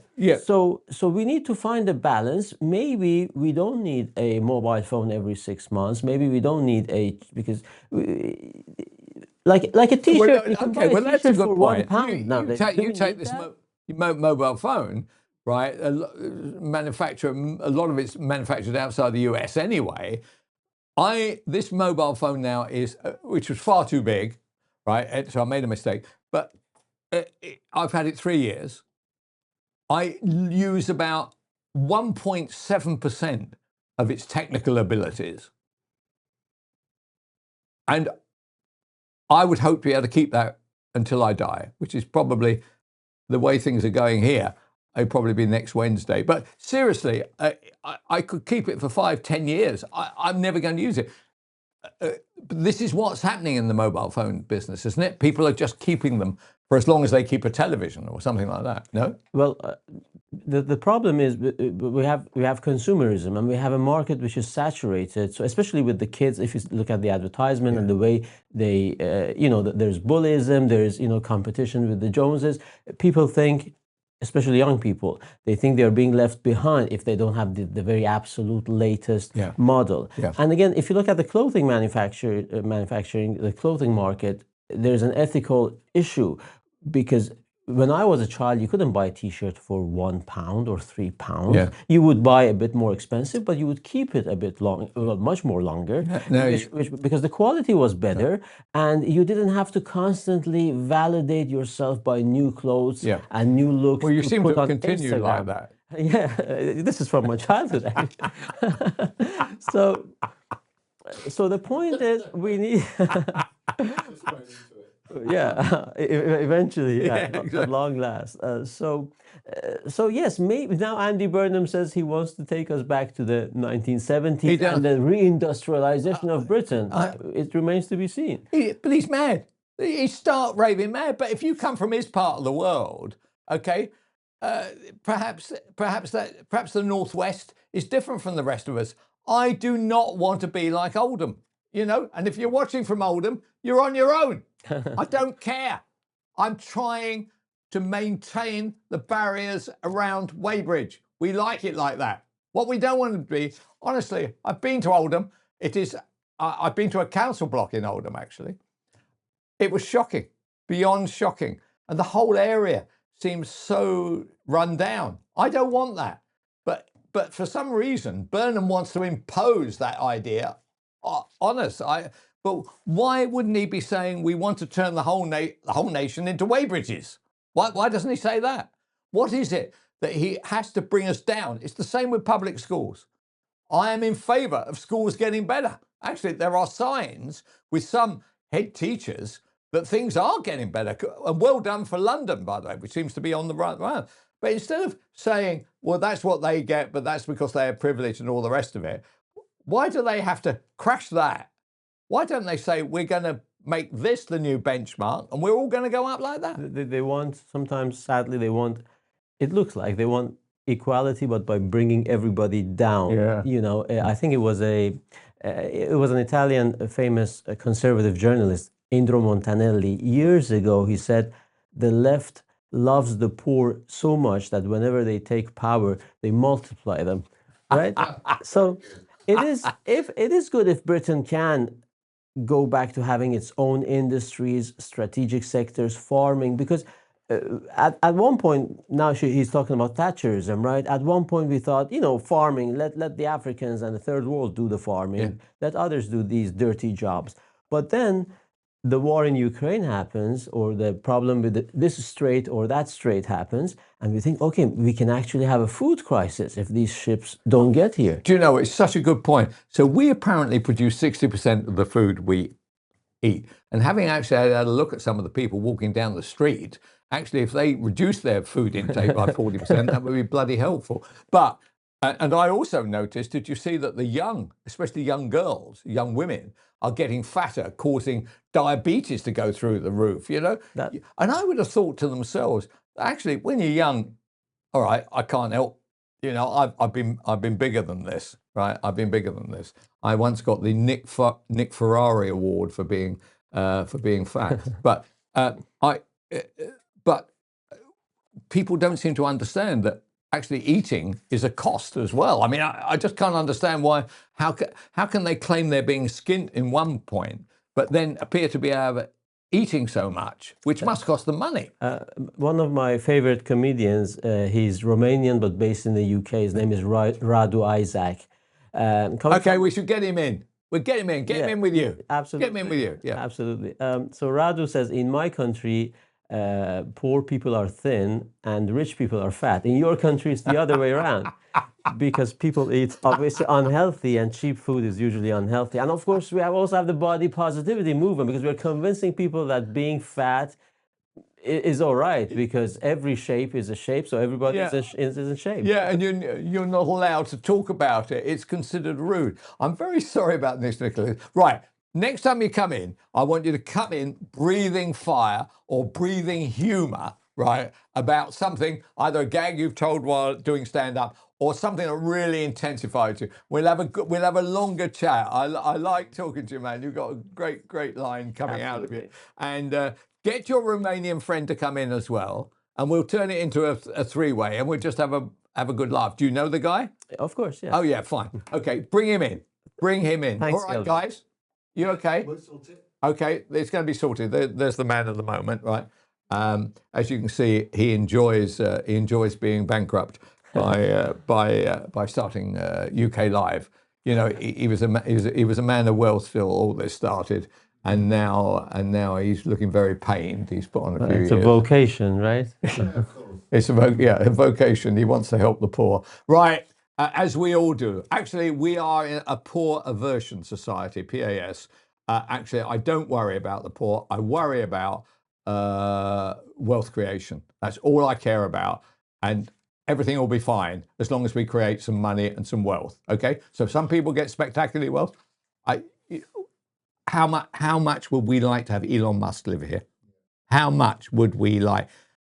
Who wakes up every day with some mad scheme that you read in a Dan Dare comic or saw in some rather 1980s film. You thought that will never happen. What's happened? We can now what? We can fly to the moon on the back of a biro. Okay, I'll see you there. Right, we want madness. Things that were considered impossible are actually the norm. It's a fantastic world to be living in, and we've got to give our young the optimism to go forward and be successful. At the moment, what we've got is them all saying, I can't get a job, which I totally buy, right? And then looking to the government, right? Remember what Ronald Reagan said? He said the phrase that you most want to worry about is, I'm from the government, I'm here to help. They're not here to help, they're here to take, right? They can't fix anything, they can't create anything, they can just take your money. Just remember that. Okay, Nicholas, next time you're in, bring your Romanian mate with you. We'll have a good laugh. I like the fact that you've got work from the Big Fridge Association, the BFA. They're a good company. Yeah. I like what they do. I actually use them during the hot spells. I just climb inside the freezer aspect, and I come out in about 2 years' time. Nicholas, good to see you. Well, thanks for having me. Hope to see you. Well, next week, bring the Romanian. Pooch will organise it, and we'll sit there and tell our favourite political gags, and hope that none of them involve conservatism. Okay, thanks very much. Pleasure. Right, that's Nicholas DeSanto, stand-up comic, funny guy. He reveals that he's not doing very well in his stand-up, but the payment from the Big Fridge Association has turned out to balance the fact that he's skinned. Okay, now we've got coming on, and actually there is now nobody on this channel who has said one decent word about Burnham and Starmer. Right, this is for months on end. I wonder, actually, if you told a story in which Starmer emerged well or Burnham emerges well, people would think it was satire and it'd been made up. So we got Ben Pyle coming on, a climate and energy writer, and he's just about to pour a rather large bucket, I suspect. It's a guess, just a guess, Ben, just a guess, on a lady called Miata Fanbula. Now she has taken over from somebody else I suspect, I'm not sure about this, you didn't care for, called Ed Miliband. So she's now energy secretary, right? So literally she was pushing a broom around Peckham one moment. And today, this is a massively, massively important job. What on earth is she doing? And everything I've read about her says that she actually hates energy production. Is that right? Yeah, well, I think what you were saying a few moments ago about wealth production is the key here, and it's something that I think's alien. It was alien to Ed Miliband, very, very obviously. I'm not a Ed Miller fan, as you maybe as you rightly predicted, but she comes from that milieu of people that have never done a moment's work in the productive economy. She's come from. She's been in Parliament for 2 years, just 2 years, and now she's got this incredibly important job, as you say.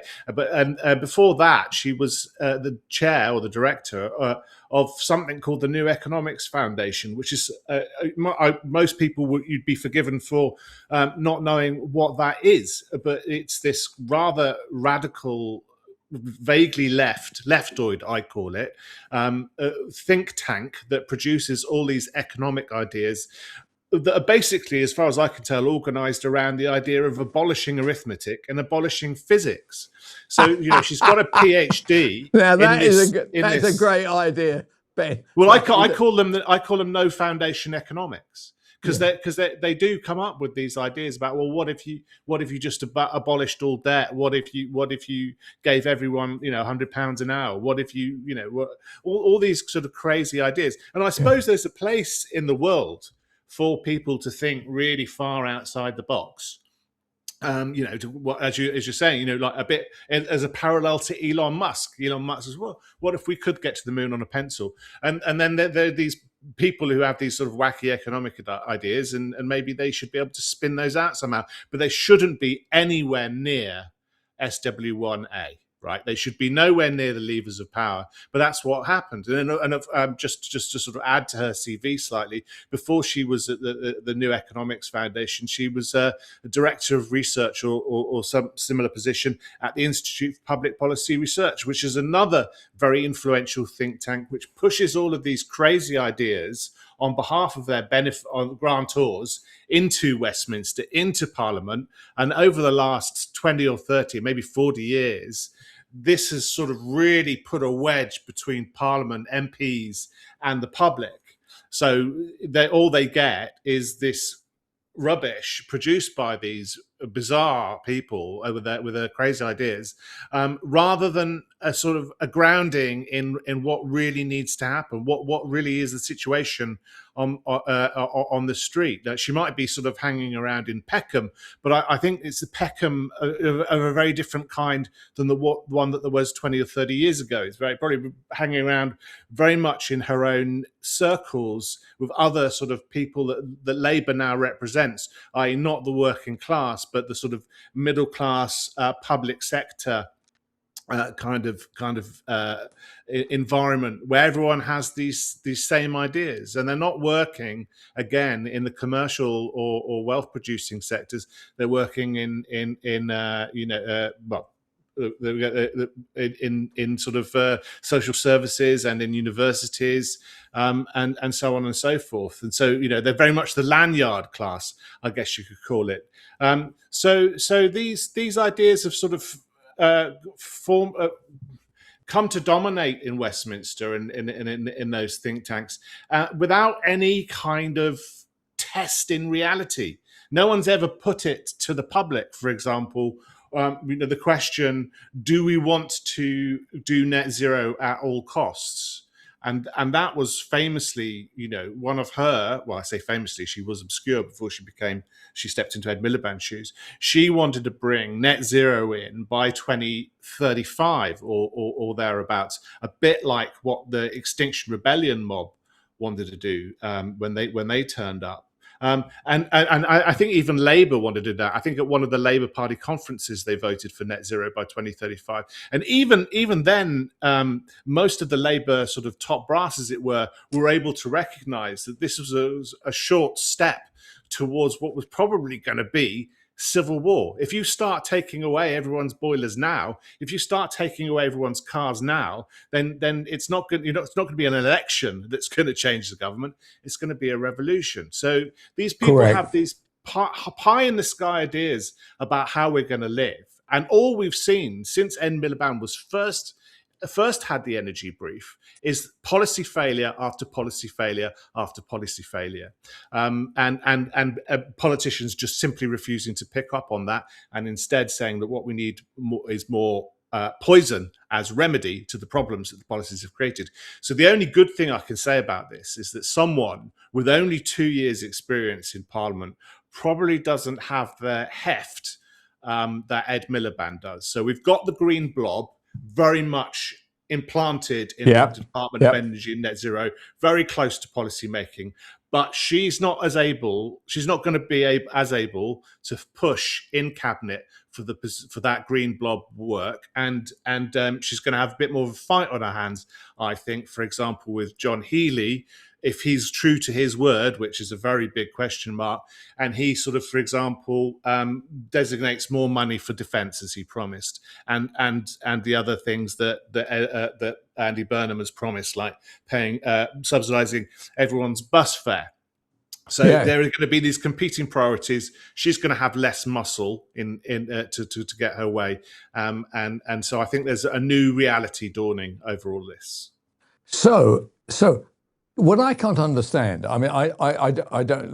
My interaction with government has been quite reduced. They certainly don't want to meet a dick like me, right? So I can quite understand that. But what I can't understand is, why do they allow people with vested political interest such access to the top of to an important commercial operation like energy, right? Which affects us all. We all have to buy the damn stuff, right?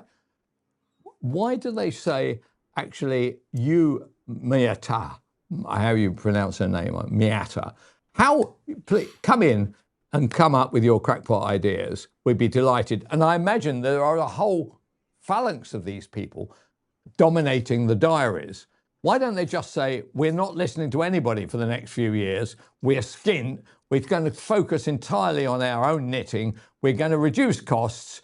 And then if anything is going to cost us money, we'll come and look at that in about 3 years' time. Why don't they actually say what the reality is of most people's households?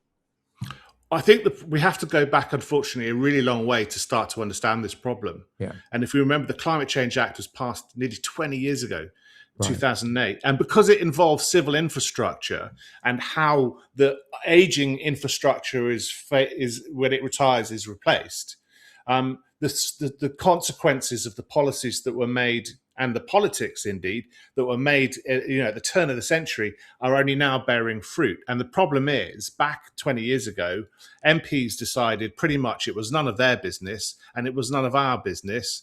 Gaia had spoken, and unless we did what she said, we were going to suffer her revenge in terrible storms, droughts and floods and plagues and pestilence and whatnot. So they all decided, and it was a concrete consensus in Westminster.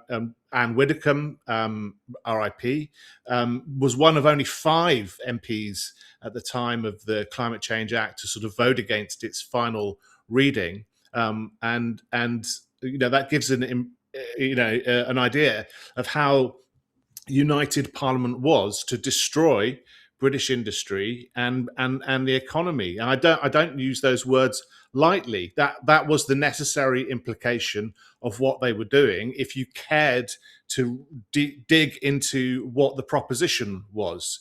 And it's not a coincidence that since 2008, per capita GDP in Britain has been pretty much stagnant. The Green lobby did a very, very good job of completely surrounding MPs in Westminster, of mobilising the public to give a very small amount of the public, as it happened. Only about 100,000 people wrote to their MPs saying they wanted a Climate Change Act.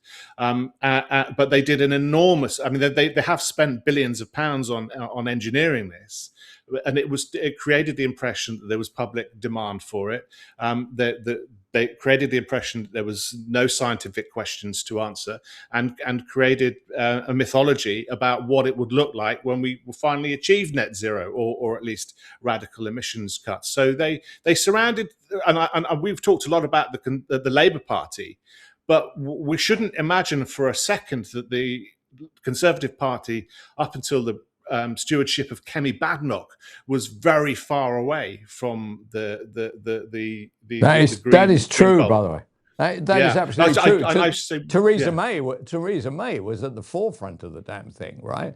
And her chief of staff, who now does pretty good work actually as an MP and as a shadow minister, he endorsed it all. You're quite right. We have had a collective political view that the only way forward actually is actually decarbonisation in its very forms, and actually taking up huge amounts of farmland, which seem to be very useful to maintain our 60% position on food production, which is needed for this country. And nobody said a damn word about anything. I got caught up in the thing, right? It was cleverly done, man. It was cleverly done. Look, Ben, I'm sorry, I've got to let you go. We could have carried on talking. I hope we do carry on talking. It's always, it's the better thing. Honestly, we've been pouring such a bucket on the Burnham government. It's only been going through days. I can't imagine what this is all going to look like in about 6 months' time. He'll get the bounce, and then it will start on the down. I'm afraid socialism is not the answer for where we find ourselves. Ben, very good to speak to you. You're a great advocate for your side of the argument. Thank you very much indeed. Righto, guys. Well, that's it for today. Thank you very much indeed. I'm back tomorrow. I actually thought that given if we'd allowed Nicholas to tell a few more, they're not exactly gags, but he's a quick-witted guy, and apparently he's got some very clever Romanian guy that's going to come in. We want people to feel happier at the end rather than go out and shoot themselves. But things don't look good at the moment, and the idea that Weybridge is going to turn into Oldham has ramifications for me of a quite uncomfortable commercial kind. So I'll be campaigning on that. So I'll see you tomorrow. I see that somebody has just said another brilliant show, team. No, I don't like the word team, right? I know there's no I in team, but in this case, there is one I. It's me flogging yourself to death. Hello. Like the gags? Okay. Well, that's very nice. Thank you very much, Mary. And if you could just tell your friends and they'd like to send me some money, that would be helpful. I'm moving. One more, and another one here. Stop stuffing your gob with Mars bars and walkers, and you might afford a fecking toothbrush, you feckless inbreed. Well, thanks very much indeed. I'm not sure who that was aimed at, but that was the 45. That was a great piece. Nick Ferrari is a brilliant interviewer. When and the ones I like best is when they get cabinet ministers on there, and he says things like, yes, tell me, Prime Minister, how much is a pint of milk? And anyway, beep, beep, beep, beep, Burnham. Yeah, I like that one. A great line from Mike Graham. Mike Graham on from 7, me on from 10. I will see you tomorrow. Thank you for watching.